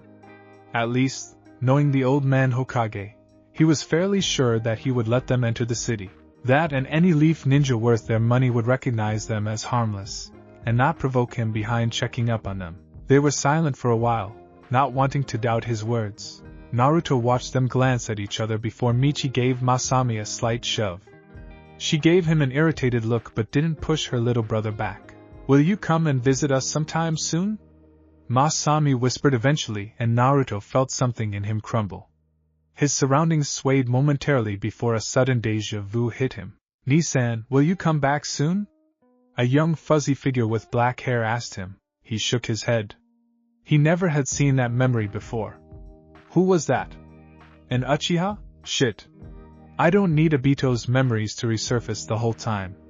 If that happens in a tight situation, maybe, he said in a distracted manner, which made the children look down in disappointment. He refused to make promises that he wasn't sure that he would be able to keep. His last promise, Sasuke, you never know. He continued and suddenly froze once again when they suddenly hugged him tightly. His muscles tensed at the sudden human contact. It had been a long time ago that someone had actually hugged him, let alone touched him without the purpose of killing or healing him. After his friends had died, he pushed the sadness away and instead smiled. The ninja let a slight awkward chuckle escape, trying not to show that they were hurting his leg. Take care of each other, all right? He patted them uncomfortably on the head. Yes, ninja-san, good. Naruto smiled and with a last nod to the guard hidden in the tree, he slipped away. Maybe he would see them again. Naruto jumped into the trees and automatically pushed chakra in his legs. After a minute of running mindlessly, he abruptly stopped on a bench, nearly slipping in the process. His eyes widened as soon as he noticed that he was able to use his chakra again. He quickly found a place that provided him some cover and settled down. Frowning, he shifted himself into the lotus position to meditate in order to look at the chakra blocks that had been there previously. He was surprised with what he found. They were gone. How could they have disappeared like that? The fox said that they would remain there for a while at least. "Hey fox!" he called out as he stepped out into the familiar clearing. "What is it, little Gaki? Finally figured it out." The fox drawled at him, lazily opening one eye to emphasize his thoughts. "Oh, shut up for a ball. How did it happen? I thought you said that the ninja started before he was interrupted." "I know what Monkey Boy said. I didn't do anything, well, not much. You did most of it yourself." The fox smirked in amusement as he noted the confused face of the mortal in front of him, but didn't care to explain any further. "Well, are you going to X?" "No." "Stop interrupting him." "No." "Would you just No." "Arg. You stop, whatever." "Go away, brat, I was sleeping." The fox let out a deep amused chuckle as the young man in front of him scowled in a rather childish manner and walked away angrily. He wondered when the brat would figure it out. The brat may be a big softy to his enemies, but a part of him had learned from many mistakes in the past. QB grinned ever so slightly. The kid was finally learning. Not that the fox cared. He didn't care at all. He wasn't feeling just a little tiny bit slightly proud of the ninja. At least that was what the fox kept telling himself. At the same time, Naruto, even though annoyed, couldn't help but ponder how he got rid of it. There was this nagging feeling in the back of his head like he should know, but he couldn't quite reach it yet. Well, as long as it was gone, it wasn't that important, right? Back in Rock Country, Ikaru grumbled as he finally managed to free himself. That rope might have looked frail, but it was certainly a lot stronger than he had expected. Surprisingly, the ninja had been knocked out for about 2 days. He had just managed to free himself before a patrol finally found him. He had not been amused by their demanding yet amused attitude, but reluctantly gave a report. However, they soon stumbled on a problem. "Who were you fighting?" Ikaru automatically opened his mouth to answer but found himself unable to. His eyes widened in surprise and he tried again. His 3 colleagues watched him with mixed expressions. "Ikaru-kun, are you alright?" A female voice called out to him as he rubbed his eyes. There was still a strange sensation building up behind his eyes that was quite difficult to shake off. Said ninja blinked in confusion before shaking his head. He felt relieved that he at least could still talk. "Something is blocking me from speaking about that subject," he admitted and then raised a hand to his head. "And I feel like the details are becoming vague. I might be slowly forgetting." The ninja surrounding him frowned.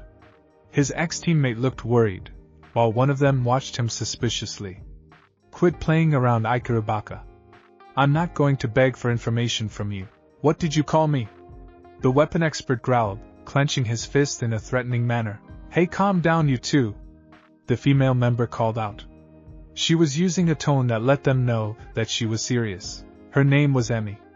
No last name. She was an orphan that had once been dropped at an orphanage, with only a small note with the name Emmy left behind.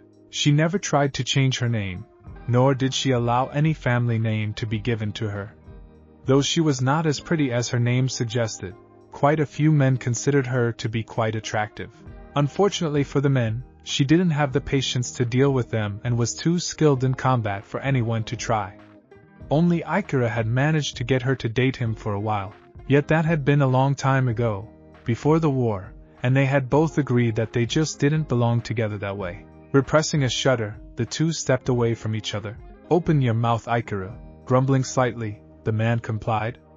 She inspected his mouth but couldn't find anything. "Odd," she mumbled. "If someone had caught you with a seal, it would have explained this situation, but I can't do anything," she continued, her hands glowing slightly as gave him a quick checkup. The other waited patiently as she reached to check the rest of his body, but tensed when she suddenly froze. "Emi-san? This is, wow," she mumbled, before focusing back on the subject in front of her. Ikaru was now feeling slightly uncomfortable. "What is wrong?" He tried, but the woman ignored him and gave him an order instead. "Gather some chakra in your hands." "Eh?" Echoing through the group but knowing not to mess with the woman when she was like this, the rock ninja didn't hesitate to follow her request. He gathered the chakra in his hands easily, silently enjoying the tingling sensation that it provided. "Now what? Try a small jutsu," she said, taking a step around him so he had the room to do so.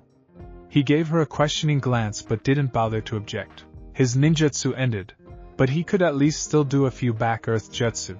Mumbling out a name, he pushed his chakra forward to provide the energy so that the arrow. His eyes widened, as did those of his comrades. I can't, he whispered, so I was right. There are these blocks in your chakra pathway. Whoever you were fighting was really skilled. I would have no idea how he did it, she mumbled, actually having the guts to look fascinated by the situation. Emmy, how could you? Ah, calm down. I noticed them breaking down very slowly, so you will be alright in about a couple of months? What? Aikaru exclaimed in horror, before anger replaced it. Oh, I'm so going to kill that, he growled and froze when the others looked at him. TCH, calm down, Emmy. Look at it from the bright side, she said as she poked him in the side as if she was still looking him over. But dash, the ninja protested. So that won't be that much of a problem, seeing as you will most likely be sent to lower missions anyway since you screwed up the other pretty bad, she said in such a freeway manner that made the others wonder if she was really meaning it or just making fun of the man. Aikaru's sweat dropped. Hey, that is not TR, but seeing as you fought someone with this power, I think they won't blame you. The rest of the rock ninjas watched in amusement at the scene right in front of them. One even had to hide a soft chuckle as the male rock ninja became more and more aggravated. Could you stop, Interu? Which means that you will also have more time to spend with your family. Would you do this time? The kunoichi didn't stop him, but he stopped talking as her words sank in. Do you have a family? The memory resurfaced once before it became vague again. Letting out a deep sigh, he nodded his head. In troubled times like this, a little bit of rest did sound very appealing. He could finally help his son with throwing saban, and little more time with his wife would also be very much appreciated. Fine, he grumbled. I guess I won't kill the little brat. Little brat? His team echoed, making Aikaru tense when he realized what he had just admitted. Of all the things that he couldn't share with them, it had to be this that slipped out of his mouth. Seriously? Emmy chuckled, before she and the others started laughing rather loudly. Aikaru growled at them and charged forward to playfully tackle them. On the other hand, if I meet him again, I will kick his ass. About 3 months later, hidden behind a camouflage of trees and leaves, a lone figure was staring at the small fire he had just managed to get started. Looking at the figure, most people would have been scared away. The stranger's face, the parts that were visible, looked like it had been maimed. There were ugly scars and marks covering the boy's flesh, which even the boy's friend would not heal, for its chakra would hurt this body extensively if he were to use it any further. The only thing they could do was to continue healing the body little by little.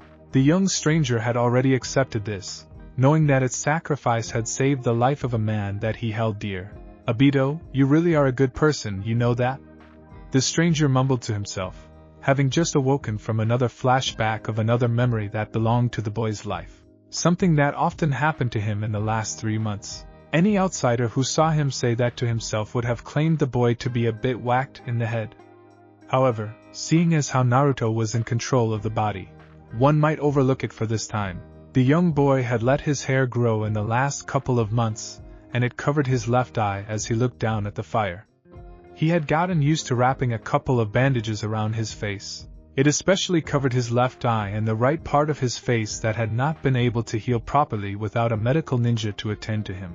Naruto had complained many times that it reminded him of Danzo, which was mainly why he had tried to wrap it in a different style. The goggles that he had been wearing when he had awakened had been partly broken and hung around the boy's neck.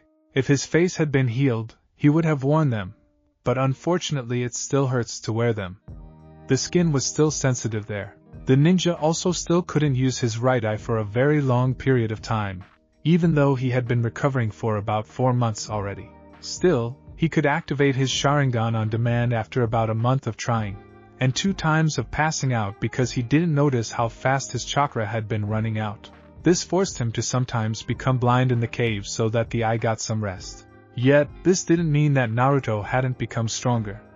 In the last couple of months, Naruto had been training his new body extensively ever since he had reached the cave. While nowhere near the level he had gained in his own body before he was sent back, the practices were getting easier and easier.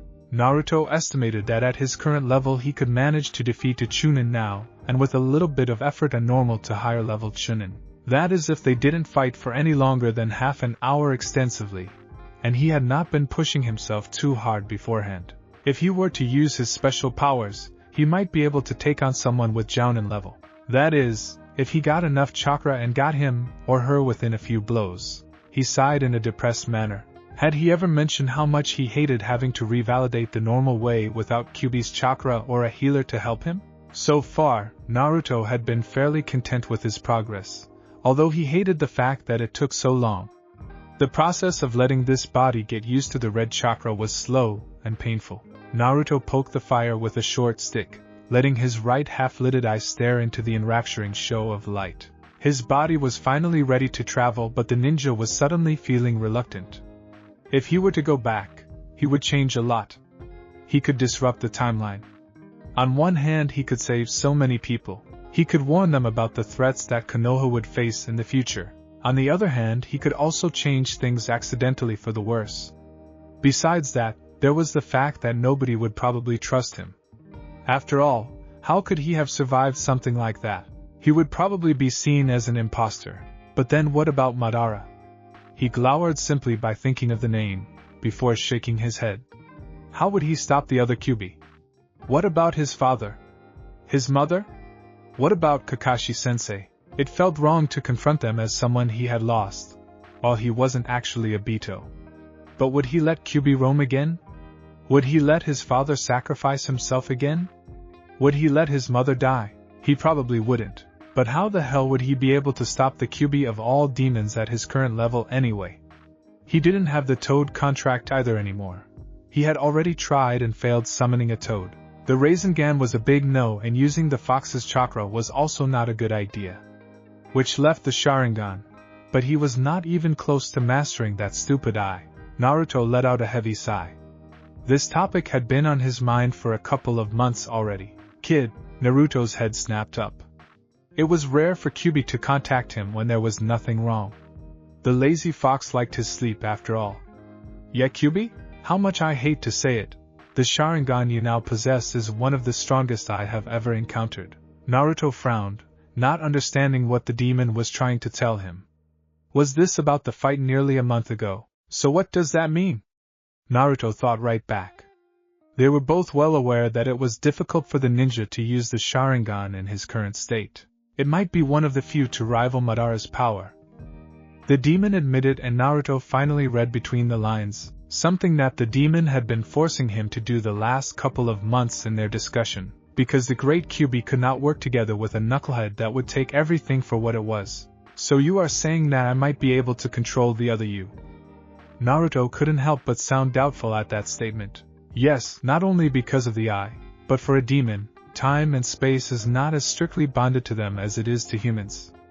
A connection between two souls, on the other hand. Naruto's eyes widened. The other you is already connected to me, in a sense. I would have to merge. There was a heavy pause. Shit. Naruto poked the wood in the fire a little more angrily. You would be free for a moment then, and if I can't control your furious self, everything will be screwed. At the same time, if you were able to get free from Madara, you would eventually be found by the Akatsuki. Naruto ignored the fox's protest, as they both were fully aware that the fox, while the strongest of all demons, did have some weak points. Madara would find a way to get him back, then put into that freaky statue and forced to merge with all the other demons. However, if we are once again completely connected by soul, they won't be able to do that. There was another heavy silence. So you actually want your other self to be connected with me? Naruto could feel the fox grinning in his mind. You may be an annoying brat, but if I were to be connected to someone, I prefer to have someone strong-willed. However much of an idiot. Hey, you might be there nearly all the time. Hey, I have actually been enjoying this little adventure with you.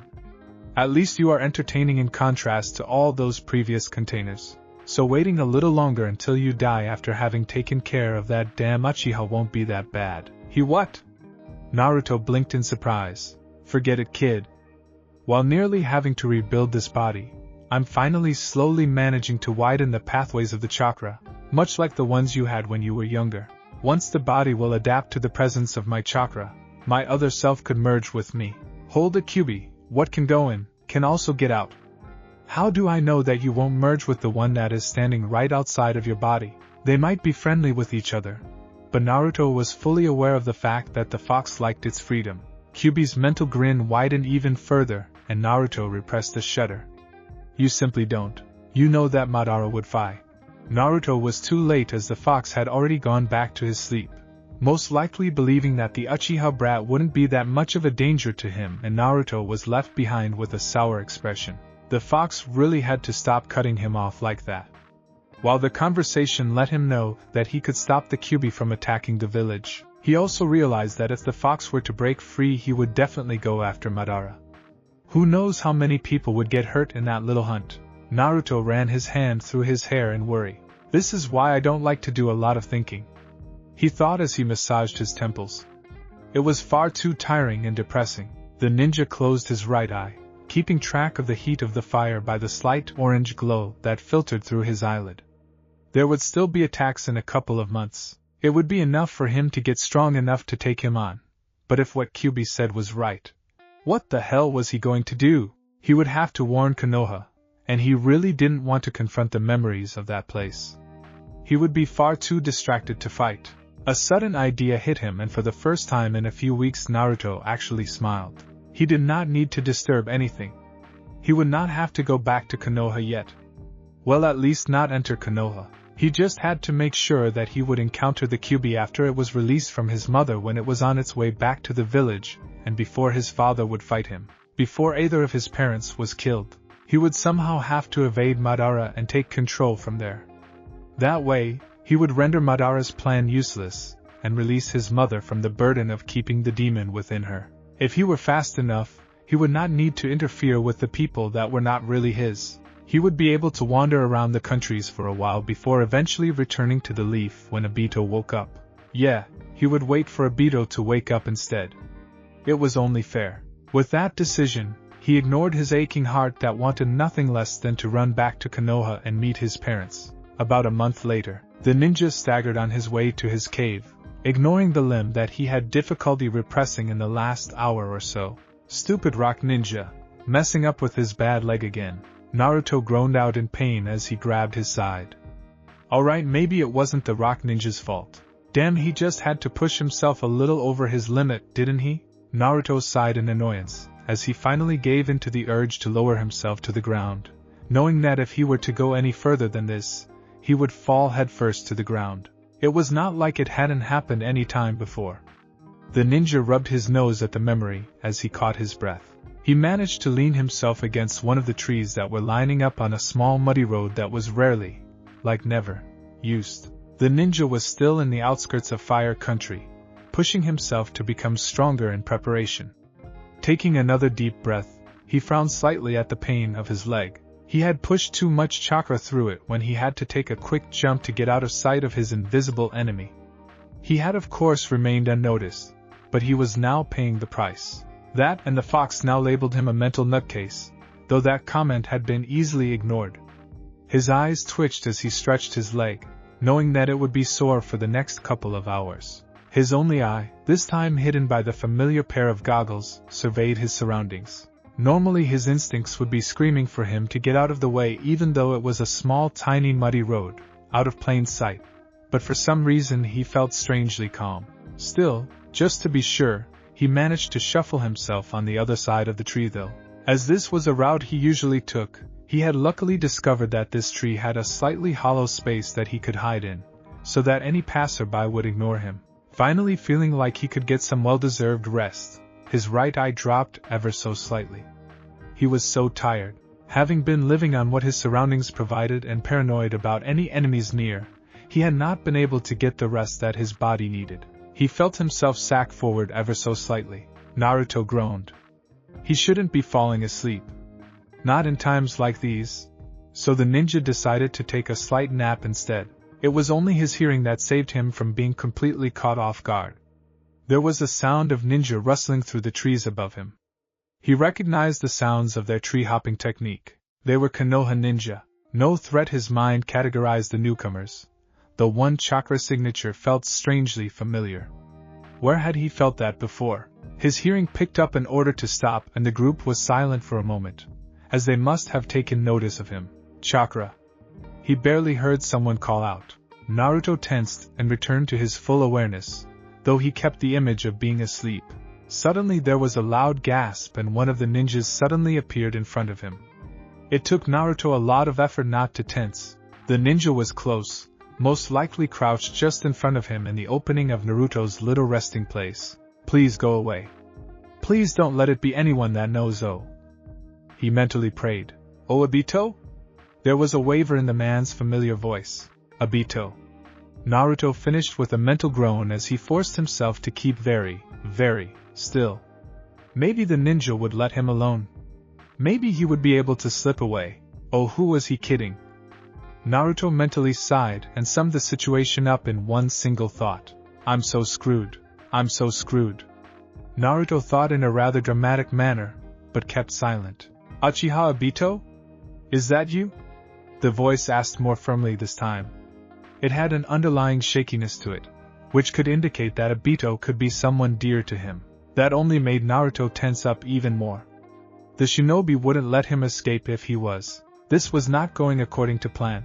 He was glad that he had pulled the goggles over his face before he went to nap, even though they had been damaged. It gave him some sense of security, as he tried to see what or even better who was approaching him. The one-eyed shinobi subtly peeked at the figure in front of him, but he could only see the standard shinobi outfit. Lifting his head would catch the man's attention, so Naruto refrained from doing so. Too bad that the man was already planning on getting his attention anyway. Naruto blinked slowly and startled ever so slightly as he was not prepared to suddenly see a hand reaching out for him. Too close. Too close. Naruto's instincts kicked in and he intercepted the hand, which had been slowly reaching forward to touch his shoulder, with a quick slap to the side.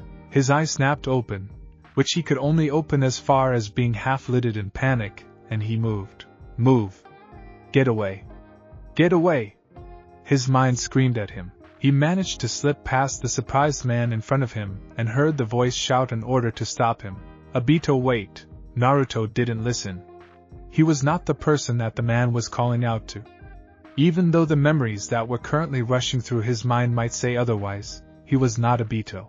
The memories caught him off guard, sure, but he wasn't Obito. Hi, nice to meet you. I'm Obito. Get out of my head. Obito. Another voice said with an annoyed tone to it. It wasn't me. Shut up. The inner conflict only caused the young boy to become more confused and he was slowly losing track of himself. He was not Obito. He was not part of Obito. Obito was not part of him. Go away. Go away. What was going on? With a frustrated growl he sprinted forward even faster. Stop him, don't hurt him. The voice sounded familiar. Too familiar. Obito, calm down. I'm trying. Oh shit. Oh shit. He managed to run past one other ninja and dodge a grab from another. Chunin, he realized, before his leg protested. Shit. The muscles suddenly went slack and he lost his balance. His knee hit the ground and he caught himself with his hand, ready to sprint away again. I'm not going to push myself that far in training again anytime soon. I should have known better. He scolded himself. He might have been in an isolated area, but this proved once again that that wasn't a reason to become less paranoid. The young ninja bared his teeth in frustration as he started to take another sprint. Unfortunately, he never got the chance. The raven-haired Uchiha growled out in pain as he was tackled to the ground. He noted that the technique that was used, having arms wrapped around him, and no weight being pushed on him as they fell, was one of the gentlest techniques for tackles. This only gave him more confirmation that he was in the presence of someone close to Obito. The second that they lost their momentum and laid still, the attacker pushed him to the ground, restraining him in the process. Obito's eyes widened. His escape was cut off. No! He started thrashing on pure instinct. Most of his skin was still tender from training and the accident, even after all those months. He hissed out in pain once in a while, but despite the fact that it hurt, he struggled against his captor's hold. He tried to grab one of his few remaining kunai, but they stopped his hand from reaching in his pouch. He growled out. He tried to bite. He tried to claw at the hand that was keeping a hold on his arm. He tried every little trick, even trying to hit his captor in the more sensitive part of his body. Calm down, the one on top of him said as he managed to stop the cheap shot with his own leg. Naruto's eyes narrowed as he noted that it was the very same voice as before. That didn't do anything to calm the boy down though. He didn't listen to the man at all. He refused to accept that this was actually happening. This was not going according to his plan after all. He had a plan. He couldn't go there. Unfortunately for the black-haired ninja, he didn't have much energy left, and eventually ended up panting ever so slightly with his escape still cut off. His chakra was restless, and he felt a slight pull in his chakra core from something that he couldn't describe. He would need to be careful, he realized. He didn't have that much chakra left, not enough for one of his hidden cards anyway. He decided to spare as much energy as he could for the moment he would need it. Need to rest only for a little bit, he thought, refusing to think that he was giving up. His captor hadn't really moved that much the whole time he had been fighting him. Though, after he noticed that his comments were not heard, he had been strangely quiet. As Naruto still lay there restrained as he was, Naruto slowly became finally more aware of the other voices whispering to each other. Is it really him? How is that possible? There was a short silence, and from experience Naruto guessed that they were signing to one another. The chakra signature matches perfectly. No way someone can copy that amount of chakra of someone without letting a single bit of his own leak through. Besides that, I know his signature. I checked his chakra. Naruto's eyes narrowed at the comment. So he had been the source of that strange pull on his chakra. It is really him. The male voice on his back stated. What the hell are you talking about? Naruto growled at the ninja surrounding him. He had no clue what he was doing, but it felt right to play the victim for now. Being a victim meant being underestimated. Being a victim meant still being able to escape later on. Yes, that did sound like a good plan. He shows no recognition. One ninja muttered. What is wrong with him? He heard an unfamiliar voice whisper. There were a few more hushed whispers in the background around him that didn't catch Naruto's attention as he was once again too caught up with trying to struggle against the man. Said man kept him with little effort to the ground by pushing his knee to Naruto's back, patiently waiting for him to stop struggling again. It was as if he knew exactly how to restrain the boy. So if he knows Obito's tricks, Naruto thought. After a few tries, Naruto tried some of his own tricks, which seemed to catch the man off guard ever so slightly. Yet the man wasn't a ninja for nothing it seemed, and caught up right away. His chakra was too low to blow the man away and, in the end, he still was a leaf ninja. He didn't want to fatally hurt a fellow comrade. At the same time, the man was becoming impatient. Reluctantly, he also pushed his elbow in the teen's shoulder blades as he nearly managed to slip away. Obito, calm down, it's me. Sensei. There was that annoying goody-goody talking to a child tone in his voice again. Let me go! Naruto snarled out, still feeling panicked. It wasn't really him, right? This was messing up his plan even more. He couldn't go to Konoha. He was only here to prepare for the other Kyuubi and confronting Madara. He had to do that all alone. He couldn't face all those faces again. He didn't want to mess things up again. More hands joined to restrain him, which acted more a show of power than the fact that it was nearly necessary, and he eventually was really too tired to continue. He stilled and let his cheek rest on the ground, panting from all the effort. Sweat dripped down his face, and some of it was soaked up by his bandages. The weight on his back shifted ever so slightly, and he was carefully heaved up in a sitting position on his folded legs. Naruto felt the presence on his back leave and shut his eyes as it started to throb painfully. He stubbornly tried to pull his arms free from the other hands, but it was no use. Obito? Naruto only had a second to decide on what to do. He wasn't able to pretend that he was really Obito. It felt wrong. So he decided to use a different approach. He stilled and didn't react to the name. Obito? He was lightly shaken, but he refused to react. I'm not. He snarled at me before he quickly pushed his lips into a firm line in a stubborn manner, as if he refused to talk. There was a tense silence. You are not what? The man asked him. He refused to talk and the man sighed so slightly. I'm going to take off your goggles, alright? The familiar voice mumbled to him as if to calm him down, but Naruto only bared his teeth in warning. His body was 13 physically, meaning a few childish actions were allowed. So Naruto thought it was totally acceptable when he tried to bite the hand that pulled off his precious goggles. He tried to glare, but his eyes protested at the sudden increase of light. So he closed it as soon as he felt the cold air touch his formerly protected skin. "Give that back!" he yelled. He tried to stand back up to tackle the man personally, but he couldn't. "Don't touch my goggles, team!" It was something valuable to him. He knew that. He struggled once more against the hands holding his arms and legs, but he was too weak. He had been training for months to get some of his strength back, and here he was, unable to even force the ninja around him to put some effort in restraining him. He wasn't even able to pull off that time and space jutsu with the amount of chakra Obito's body currently had. How pathetic he felt. Truly, utterly pathetic. Those scars. One of the other ninjas whispered softly, so silently that he probably shouldn't have heard it, for a kid his age. Another whispered right back, "Oh great, were they going to pity him now too?" Having paid little to no attention to the man in front of him, while listening to the others, he twitched and startled back ever so slightly as a soft wind blew across his face. What the hell was that sensei doing? As he peered, unnoticed by the others through the lid of his eye, he noticed that a hand was moving in front of him from one side to the other, trying to find out whether he was able to see what was happening. Naruto didn't respond. His right eye still sometimes hurt when he used it, so he wanted them to underestimate him as much as possible. "How did you get here?"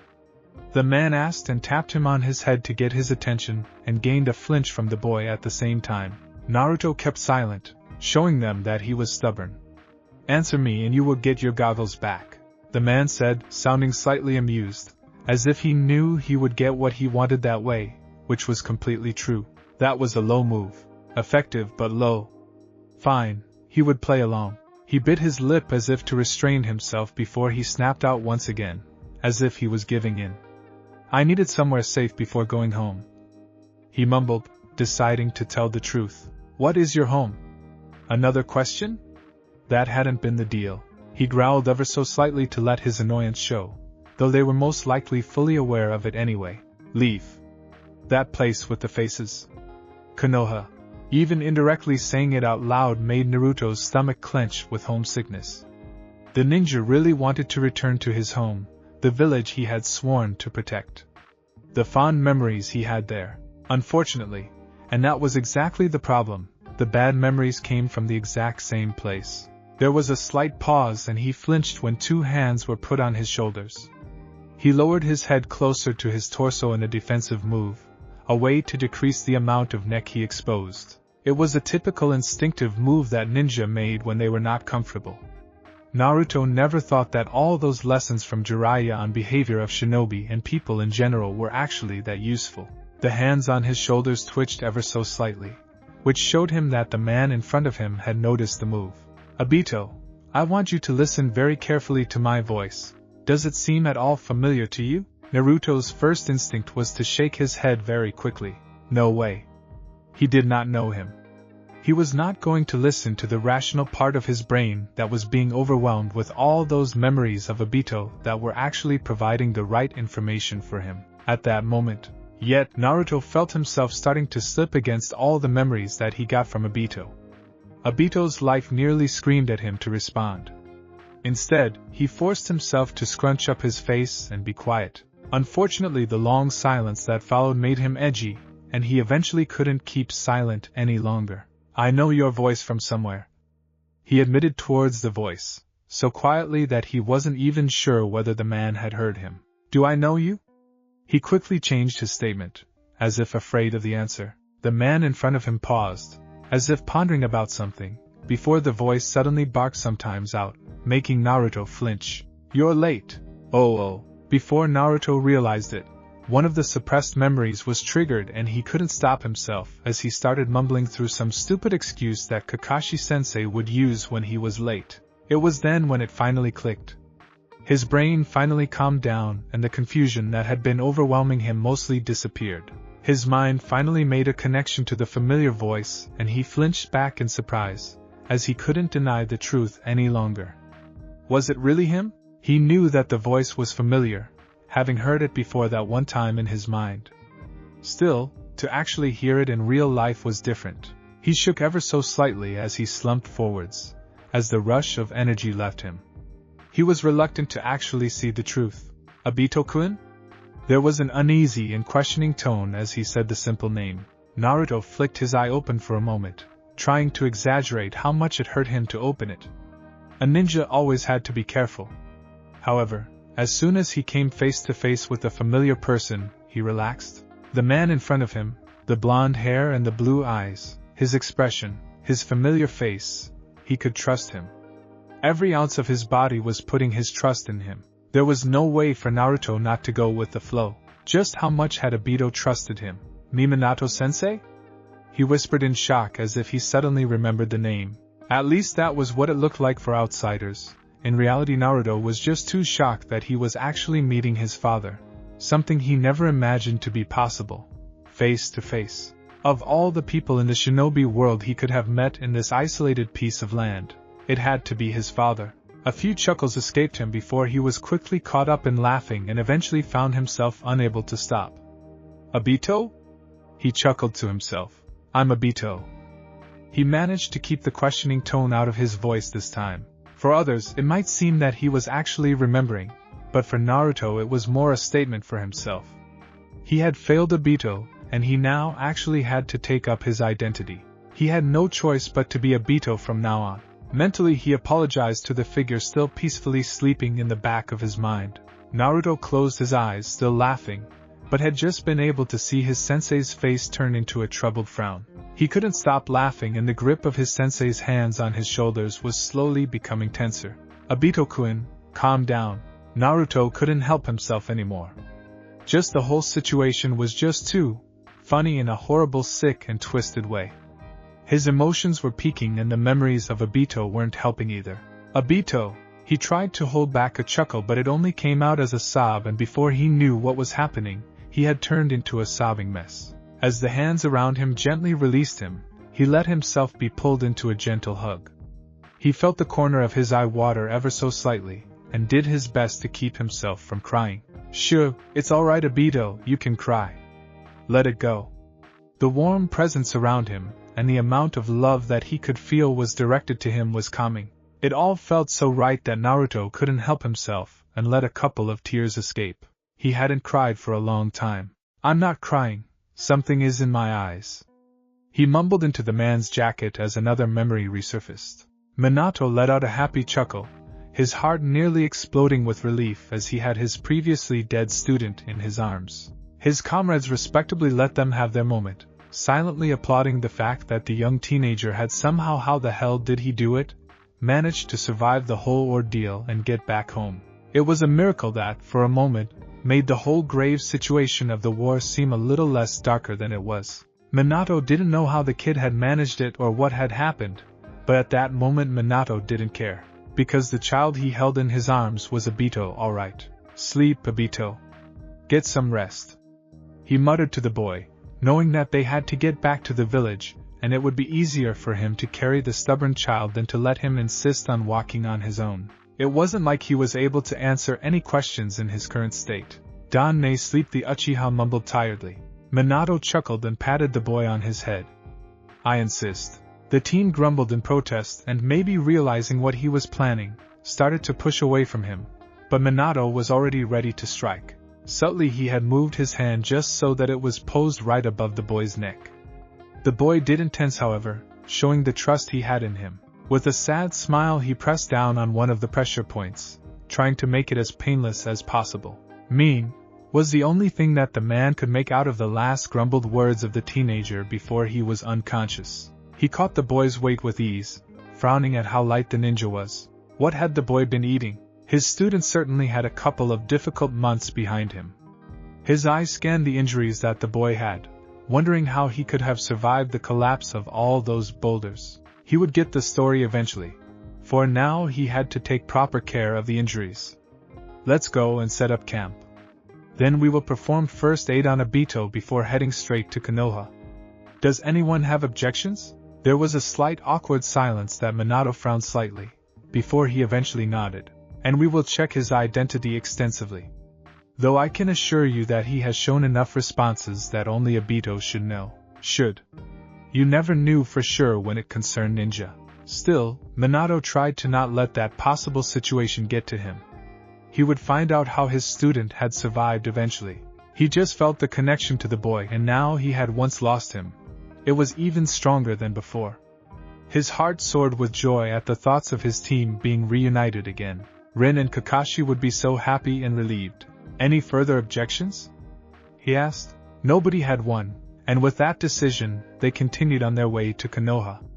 Only this time with an extra passenger that was sleeping peacefully, and eventually drooling on the back of the yellow flash. Scene break. Naruto was not surprised when he was flung back into his mind. It had not been the first time that he had been knocked out like that.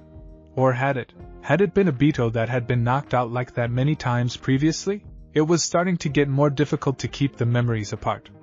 Naruto frowned in unease but shook it off instead. He had someone to talk to. He had felt the fox musing about something for too long, which meant that he was either planning something or that something was wrong. He probably wouldn't be happy either way. What is wrong with Kyubi? Out with it. There was a low grumble at the disrespect, but the fox decided to let the comment pass for this once. We have a problem, kid. What is it? Naruto questioned, more than used to the fact that he always had and always would have enough problems to solve. We are going to die. Well, that was a little more serious problem, all right. Naruto turned around to face the fox that was watching him from a distance from behind the trees, which were functioning as parts of the seal. He looked at the demon confusedly. Why? You will be born in a couple of months. Your soul is coupled to the new body. It won't take up any other soul since it is yours. If your previous infant soul were to take place in the body, it would clash with your presence. After all, you are still you. Someone else will be me? No, it doesn't work like that exactly. Why not? You still think you are you. You are claiming the body, the place of the soul this way. I won't bother explaining the workings behind that gaki. There are several scenarios that could happen. 1. Your infant body dies soulless while we are pulled out of this body, and we either die or roam around the world for who knows how long. That or we are stuck in this body. Scenario 2, we get into your body and this body will die. Naruto's eyes went wide in shock. He could not let his future other Naruto self die, but neither could he just leave Obito behind. He just couldn't. Scenario 3? He pleaded, hoping the fox had won. Kyubi, who had grown ever so slightly in the couple of months of rest, stared at him.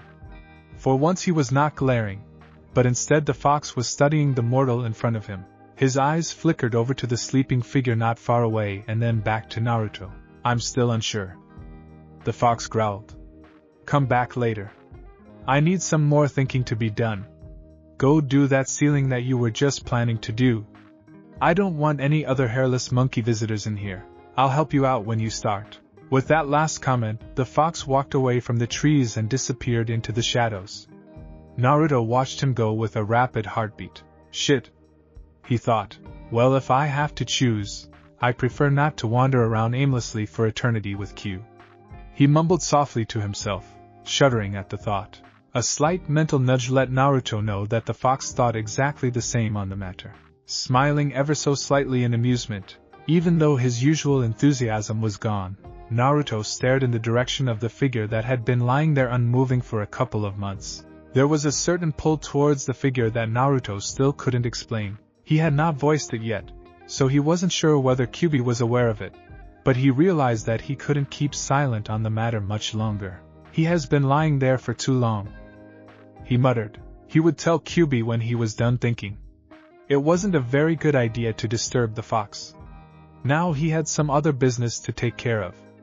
He closed his eyes momentarily and flopped down on the ground. Pushing the thoughts away for the moment, he focused on his current problem.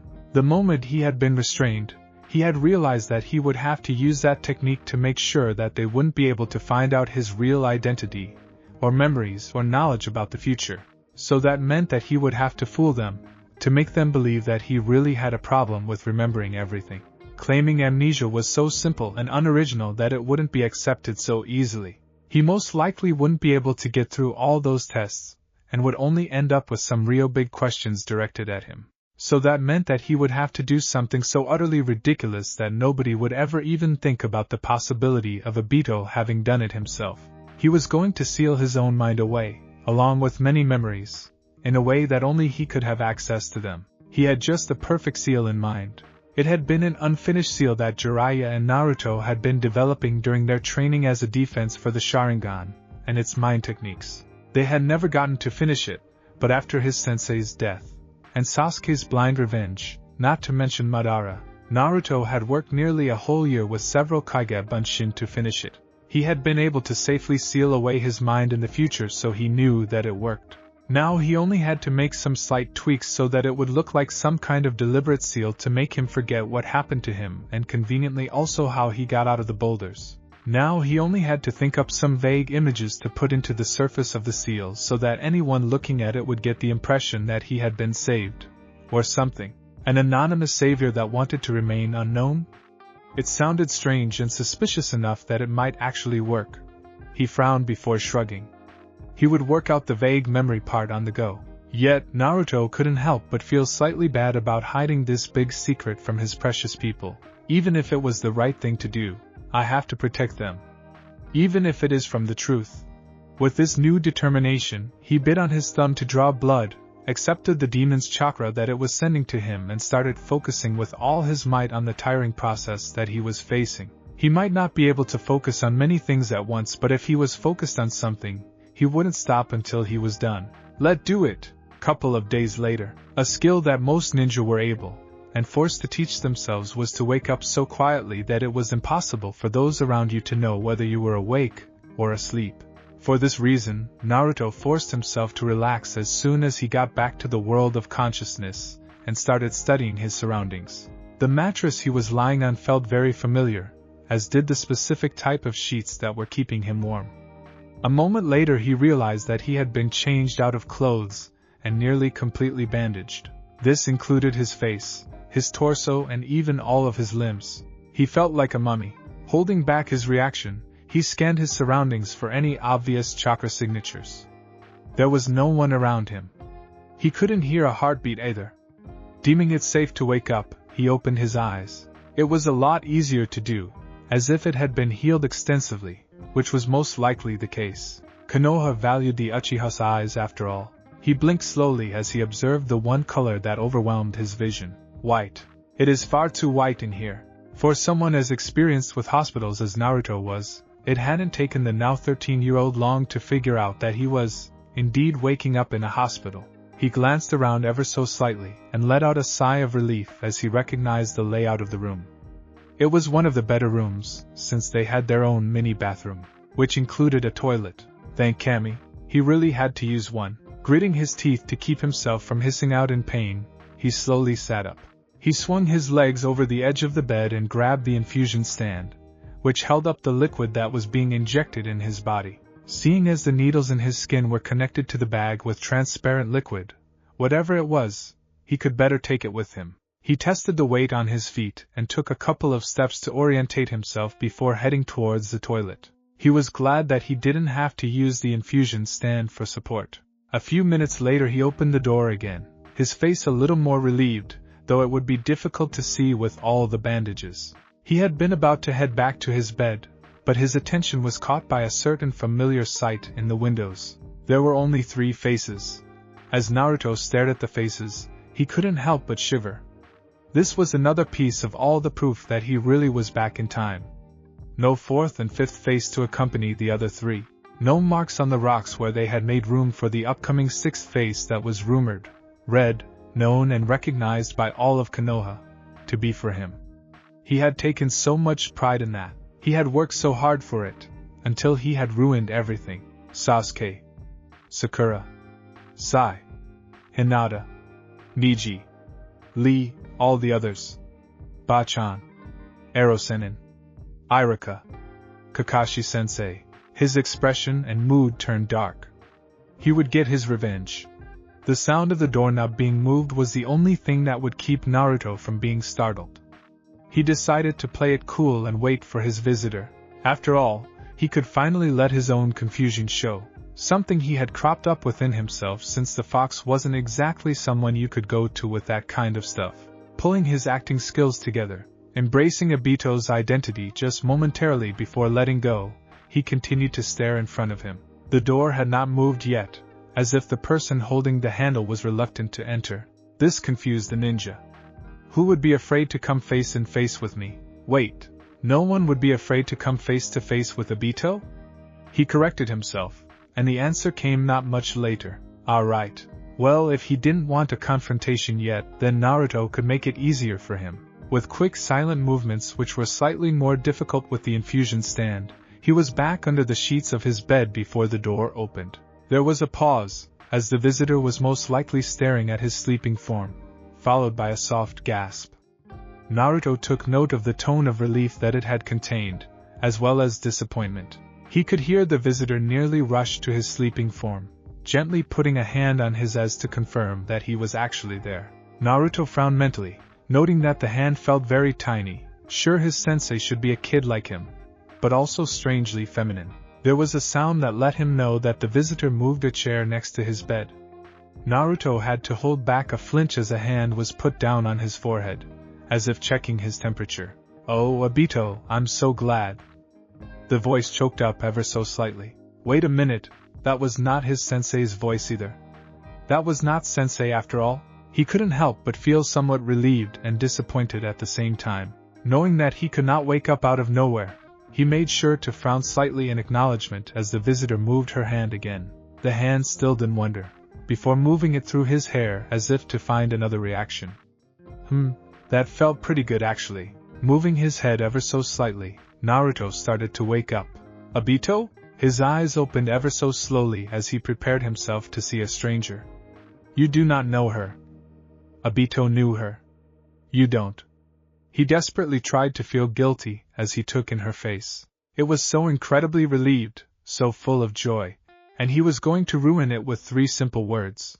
Who are you? Yeah, he felt like an official. It was as if the weather in Konoha was welcoming the once crushed ninja back in their midst. For it was a rare beautiful day in the hidden village. The sky was clear, with the exception of a few fluffy white clouds. The sun was shining brightly and the warm temperature that it provided allowed everyone to walk around comfortably without needing any thick clothes. Even the tense atmosphere, caused by the war, couldn't completely suppress the lively spirit of Konoha's citizens that day. They were nearly all a little happier and more cheerful than normal. Even the depressed and grieving people managed to crack a smile that day. Small children were playing in the park, while their watchful mothers were exchanging the last juicy gossip. Those that were working were also affected by the weather, because of the cheerful people that they came in contact with. The shinobi took advantage of the nice weather by going to train to improve their skills, instead of doing so later in more dreary circumstances. The few genin that were doing D-rank missions in the village complained less than normal. Well, except those that had to stay inside and couldn't enjoy the weather. In the meantime, bored civilian children played together, while a few other teenagers were relaxing in the company of their friends while watching the clouds drift by in a rather lazy manner. All in all, the people of Konoha were in a good mood. Well, nearly everyone. There was an exception. This exception came in the form of a certain scarred, black-haired, one-eyed shinobi in the hospital that wasn't very happy. No, quite the opposite. Naruto, currently otherwise known as Uchiha Obito, was brooding. He was currently staring out of the window, absently studying all the tiny details of the famous faces made out of stone, staying completely silent for a long time. His visible eyebrow was furrowed, the other being hidden by the bandages that hid the upper left part of his face. His lips were thinned and slightly scowled. Unknown to him, his expression was pulling off the brooding nature perfectly, as he now had the whole Uchiha demeanor to support it. His narrowed eyes especially showed his bad mood as he stood with his arms crossed in front of the window, as the usual spark that lightened his eye was absent. A wheelchair stood forgotten behind him. For some reason they wouldn't let him stand for long periods of time, saying one of his legs needed more rest. It didn't matter that he had been walking around for the last couple of months. No, for them, it only made it worse. Something about pushing his body too far and now paying for it. TCH, he had managed just fine without it. They were probably just looking for a reason to keep him in the room. After all, he still needed to be reevaluated, especially mentally. Oh boy, he thought. He hoped that he would be able to bluff himself out of that one. Will the seal be good enough? Naruto pondered as he continued staring at the Hokage monument, ignoring the fact that the nurses would kill him if they found him standing instead of sitting in the wheelchair like they had ordered him to do. He once again ran the effects and processes of the seal through his mind and nodded to himself. If that won't work, I don't know what will. He mumbled. After all, back in the future, Jiraiya and Naruto had put a lot of time into it. Erosenin had been in charge of the stability of the base of the seal, so Naruto trusted it completely. The part that he had modified might, not that he was expecting it, to give him some trouble, but the foundation of the seal should be stable enough to prevent any accidents. I'm sure you would lecture me about modifying seals again if you were here though, Naruto mumbled under his breath, knowing that there was no one to hear him, and that if they could that they wouldn't be able to make out his words. The seal was quite a masterpiece if he had to say so. The seal as a whole had actually two functions. First, the most important and strongest part of the seal made sure that Naruto's future memories and also very important Kyuubi's presence were hidden from any visitors that came along in his mind. The downside of sealing his memories away was that it made them somewhat vague and blurrier at times. If push came to shove, he might even lose a few small memories altogether. Still, it was a risk he was willing to take. The second part of the seal, which overlapped and therefore hid the first from sight in his mind, was not as strong. Though it was hiding and blocking most of Obito's memories, it was, by far, not sealed as tightly as his own. Meaning that there would be certain triggers around him that would resurface the memories. Once triggered, the memory would only rarely reseal itself, but it would happen. All in all, this should fit the behavior pattern of people with amnesia. Naruto had been very glad that he had once debated this with Sakura. It was very useful to have had a medic ninja as your best friend. Of course there were downsides for the second seal as well. 1. He could be overwhelmed once a memory was triggered, much like what happened when his FA Minato-sensei had said, "You are late." Another downside was that Obito's memories might become clearer than his own future memories. He would just have to keep remembering himself that he was not Obito, and that the real Obito would wake up eventually. On the bright side, the sealing didn't really affect the strange presence of Obito in his Obito's mind, though he did feel strangely distant from the boy ever since he had placed the seal. Yet it wouldn't cause too much trouble. Besides, he could just unseal the whole thing if it was necessary, even though it would give him a headache similar to the one he would have if he were to fall headfirst to the ground after jumping from the Hokage monument. Another plus was that the seal should help him to act more naturally when being questioned. Since it would be more difficult to remember things, it would make his acting more sincere. Well, sensei, at least I can put this seal to better use than we had ever thought it would have. Ever so slowly, a smirk graced his lips, which his Uchiha genes made look slightly devious without even trying. He might make a convincing amnesia case after all. And if that didn't work, the seal would give him another excuse altogether. Help, someone messed with my mind so I can't really tell you anything about what happened. He could already see himself acting it out in front of the medics. It did sound stupid, but it would probably work. But it was better to go with the amnesia route for now. After all, he shouldn't be aware of any seal. Now he only had to make sure that he would act like someone who had lost his memories would act. Which meant that he would have to be confused by nearly everything and everyone that he knows and sees. At least until a memory of Obito was triggered from the seal. Troublesome. Now that he had made his decision, his brooding demeanor returned, having been trying not to think about it. All these inner conflicts about the seal were not the main reason for the fact that he was currently in such a bad mood, which made him brood in Uchiha style. No, it had been the meeting with that girl that had. He hated acting like a few hours ago. The one eye that the Uchiha possessed blinked slowly at the girl and slowly repeated the question that caused the girl to falter. Ever so slowly he nudged the hand away from his face. No matter how good that little affection felt, he would not let a stranger touch him. Who are you? Naruto was fully well aware of who she was, having gone through a few of Obito's memories. This was why he could note the differences between the image of the girl in his mind and the one before him. She looked awful. Not the ugly kind of awful, but the thoroughly stressed and depressed kind of awful. The lines under her eyes were clearly visible, and her hair didn't look as taken care of anymore. The hope that had been shining in her eyes though, and the kindness that accompanied it was more familiar though. Even the slight hope that was in her eyes was a familiar feature. Unfortunately, he had to ruin it. Two brown eyes widened in surprise and disbelief as he looked at her. She had stood up from her chair the moment he had made the first sign of waking up. Then as soon as he had opened his eyes and looked at her, she had been moving towards him.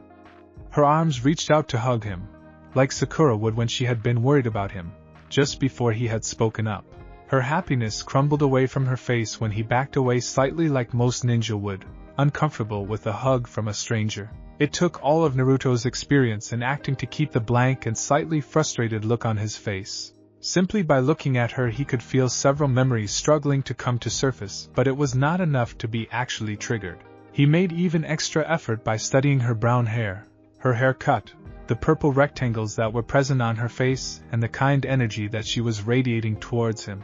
The caring energy she was directing towards him felt great, but it was not the amount that Obito was familiar with.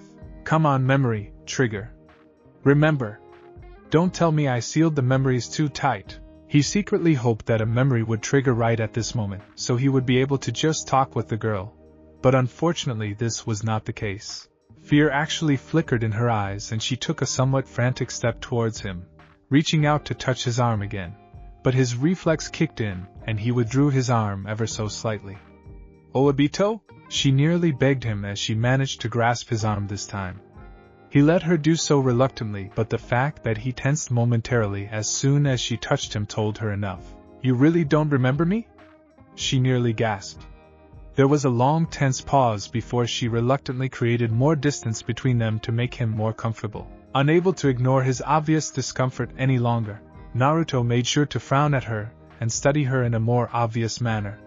She watched him study her carefully and returned the favor. Her eyes lingered at the bandages that hid his eye and the other part of his face that was also wrapped in the process, which effectively the other scars on his face. She waited for any reaction, but after a while he still didn't react. "It's me, Rin," she continued, looking hopeful as she came a little closer. "Shit, it isn't working," Naruto thought, starting to form a headache from all the effort he was putting into remembering. "I will have to take a look at that stupid seal," he thought, starting to fear that he had put too much chakra in it during activation, though activating the first seal with that much chakra was necessary. "There is no way I could have done it any differently. I should know you, shouldn't I?" he mumbled, rubbing his head in confusion and trying to calm the throbbing in his head. To her, it was the confirmation that he didn't recognize her. Rin's expression fell apart soon after, and he could see tears starting to well up in her eyes. Rin, though a kind and slightly emotional kunoichi, was usually not one to cry so quickly, but the stress, the sudden relief at his survival, and then the big disappointment made it pretty normal for her to react that way. "Ah, no.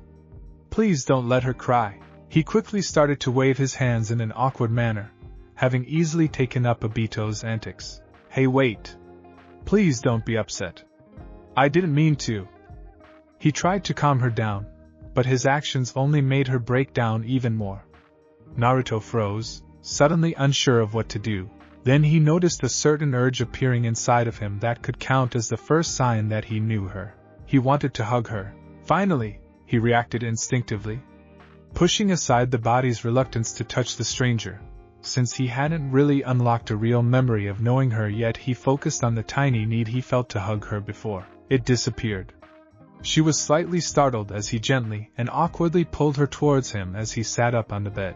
"I'm sorry?"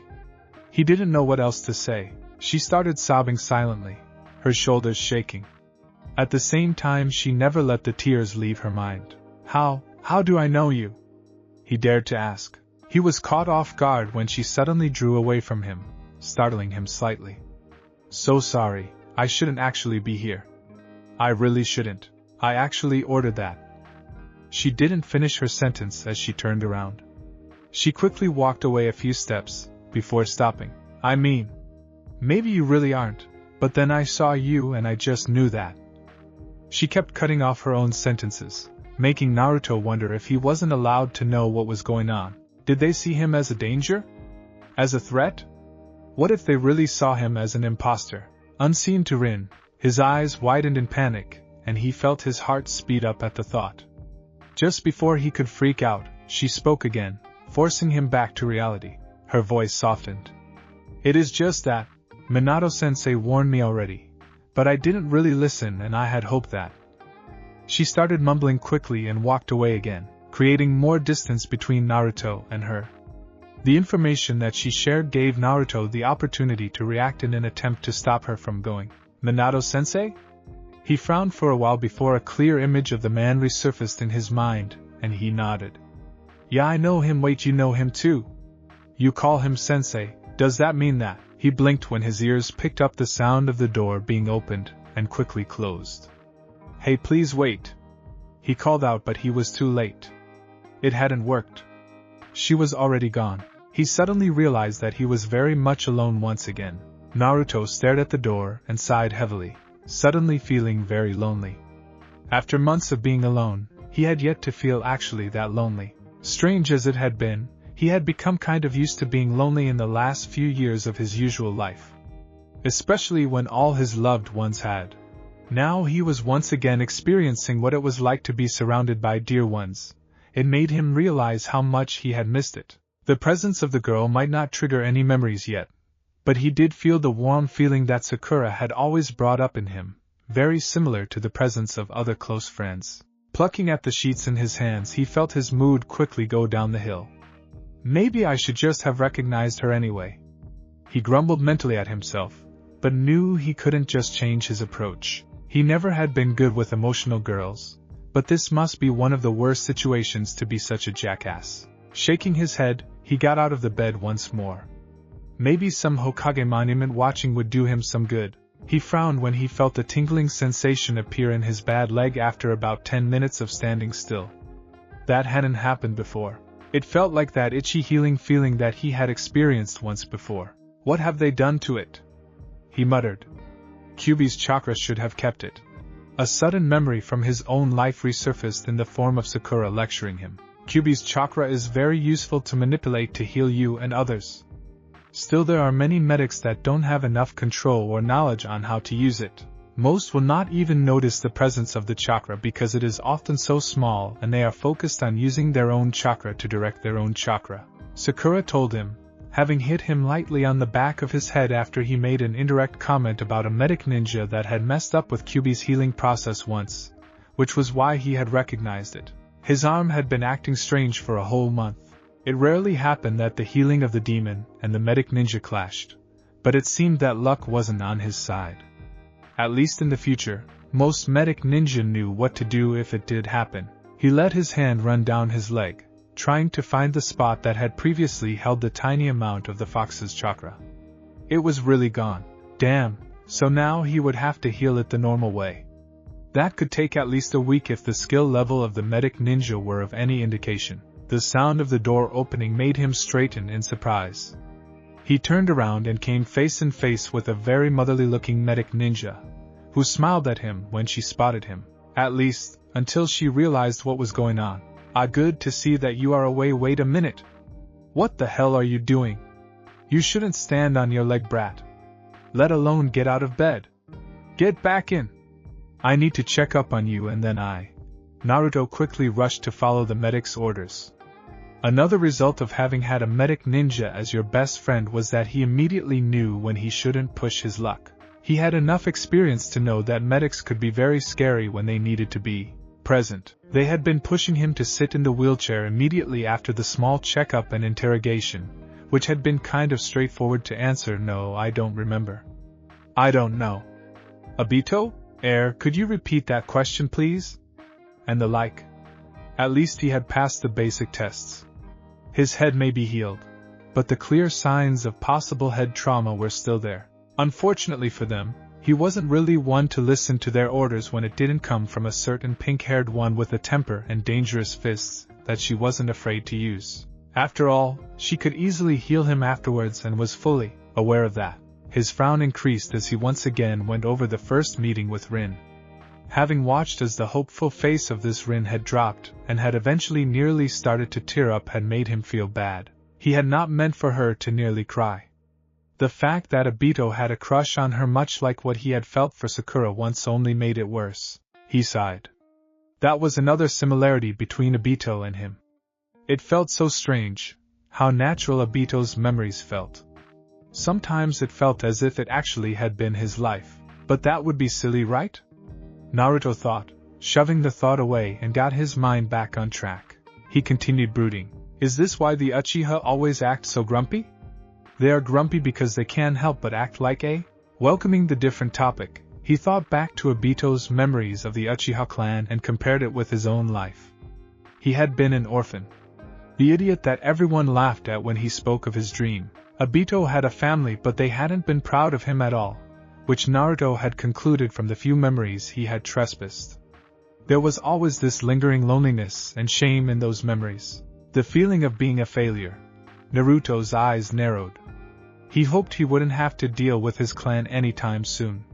He wondered if they had been alerted. Having been a selected candidate for the Hokage, even though a large part of the training had not been started before. That accident did give him some knowledge about these kinds of special cases. If a shinobi was labeled as being in an unknown state, the family would rarely be informed. In combination with the fact that it would give the Hokage a lot of issues with the Sharingan eye, he suspected that he was procrastinating dealing with the matter for now. The Uchiha clan was prone to become a source of a headache after all. Naruto should know. Not to ignore the fact that he had had only one Uchiha to deal with. A very annoying, stubborn and dangerous one, that is. He didn't want to know how to deal with a whole bunch of them. He shuddered. Nope, the Hokage was probably keeping it silent for now. At the moment, Naruto didn't mind at all. Still, there had been a few memories with the Uchiha clan that had made him curious as well. There had been this feeling of being proud of someone. The feeling of being loved. The idea that family was important, which was why the disappointment in himself was so heavy. He had failed someone he held dear to him in some way. He absently heard the door creaking open, but Naruto ignored it. He was too busy pondering about the strange conflict of emotions. Obito? It is good to see you awake and well. The medics had been told to alert me as soon as possible. We need to ask some more questions. The voice was familiar and Naruto turned around to see Minato enter the room, Rin close behind. He twitched uncomfortably at her sight and tried to extensively focus on Minato instead. Being the observant ninja that he was, the blonde immediately noticed the tension between the two. It didn't take him long to put two and two together. I see that you have met. The pair winced slightly and Naruto suddenly felt himself becoming nervous. There was something about that tone that just made him twitchy. Rin, he simply said, and the girl suddenly looked even guiltier. You know that you weren't supposed to visit him, right? Hi, sensei. Though it was kind of interesting to watch the interaction between his father and his student, Naruto made sure to keep up the act. So he is your sensei? He exclaimed in a rather relieved manner. Blue eyes flickered to him for a moment before returning to Rin. The man ran a hand through his hair and sighed in a rather tired manner. Rin, I know that you wanted to see him. He trailed off, looking at her sternly for ignoring his unofficial order. I just had to make sure that he was really alright. That he was really there. The last word went unspoken. You know that I had warned you about several possible situations that could have happened, right? But sensei, he is Arie, right? The tone was slightly sharper, and Rin's shoulders sagged in defeat. Hi sensei, she said softer this time. Naruto suddenly felt a lot less comfortable. They were acting like he wasn't even there. Hey. What is going on? He asked. The absence of easily accessible memories was slightly getting to him. It gave him a frustrating feeling that he would have to bear until another memory was triggered. Calm down, Obito. Naruto made a slight face at actually being called Obito by his father, which the man easily caught. He didn't comment on it, but he did give him a look that made Naruto avoid eye contact. Obito. I assume that you don't remember Rin? He asked. Naruto's eyes flickered to the girl in question, and he scratched the back on his neck in an awkward manner. No, but... He paused. Should I actually say it? He wondered, but the decision was made quickly when Minato had seen his expression. But what, Obito? He still hesitated. But what, Obito? Not that tone again. She does feel familiar. He mumbled, feeling slightly like a stubborn child. Please repeat that, Obito. Minato said, and Naruto noticed that he was constantly using Obito's name in his sentences. He still allowed a slight frown on his face to appear as another memory of Minato calling him that before resurfaced momentarily but then went back in hiding. She does feel familiar, he stated louder this time. The girl seemed sad that he still didn't recognize him, but she did seem glad that she was at least somewhat familiar. He wondered whether she had thought that the hug had been simply given because he had pitied her. The relieved look that Naruto received from the girl lifted his mood ever so slightly. Well, we will try to help you remember later on. But now we will have to go to the Hokage, Minato stated as he walked towards him. Feeling slightly defensive all of a sudden, Naruto took a step back. Old man? Now? Already? Why? Minato frowned and paused in his step. Obito. Do you know who the Hokage is? The boy in front of him once again adopted that deep thoughtful face that he hadn't often seen on Obito's face before, except for that time before the accident when they had discussed Kakashi's past. Yeah. I think so, he muttered. To Minato, that was a pretty clear sign that he did have trouble remembering. Minato's worry suddenly got a lot deeper. He had hoped that the damage wouldn't have been too bad, but if this was any indication, it was pretty bad. Still, the fact that he was standing in front of them, alive, was already a miracle on its own.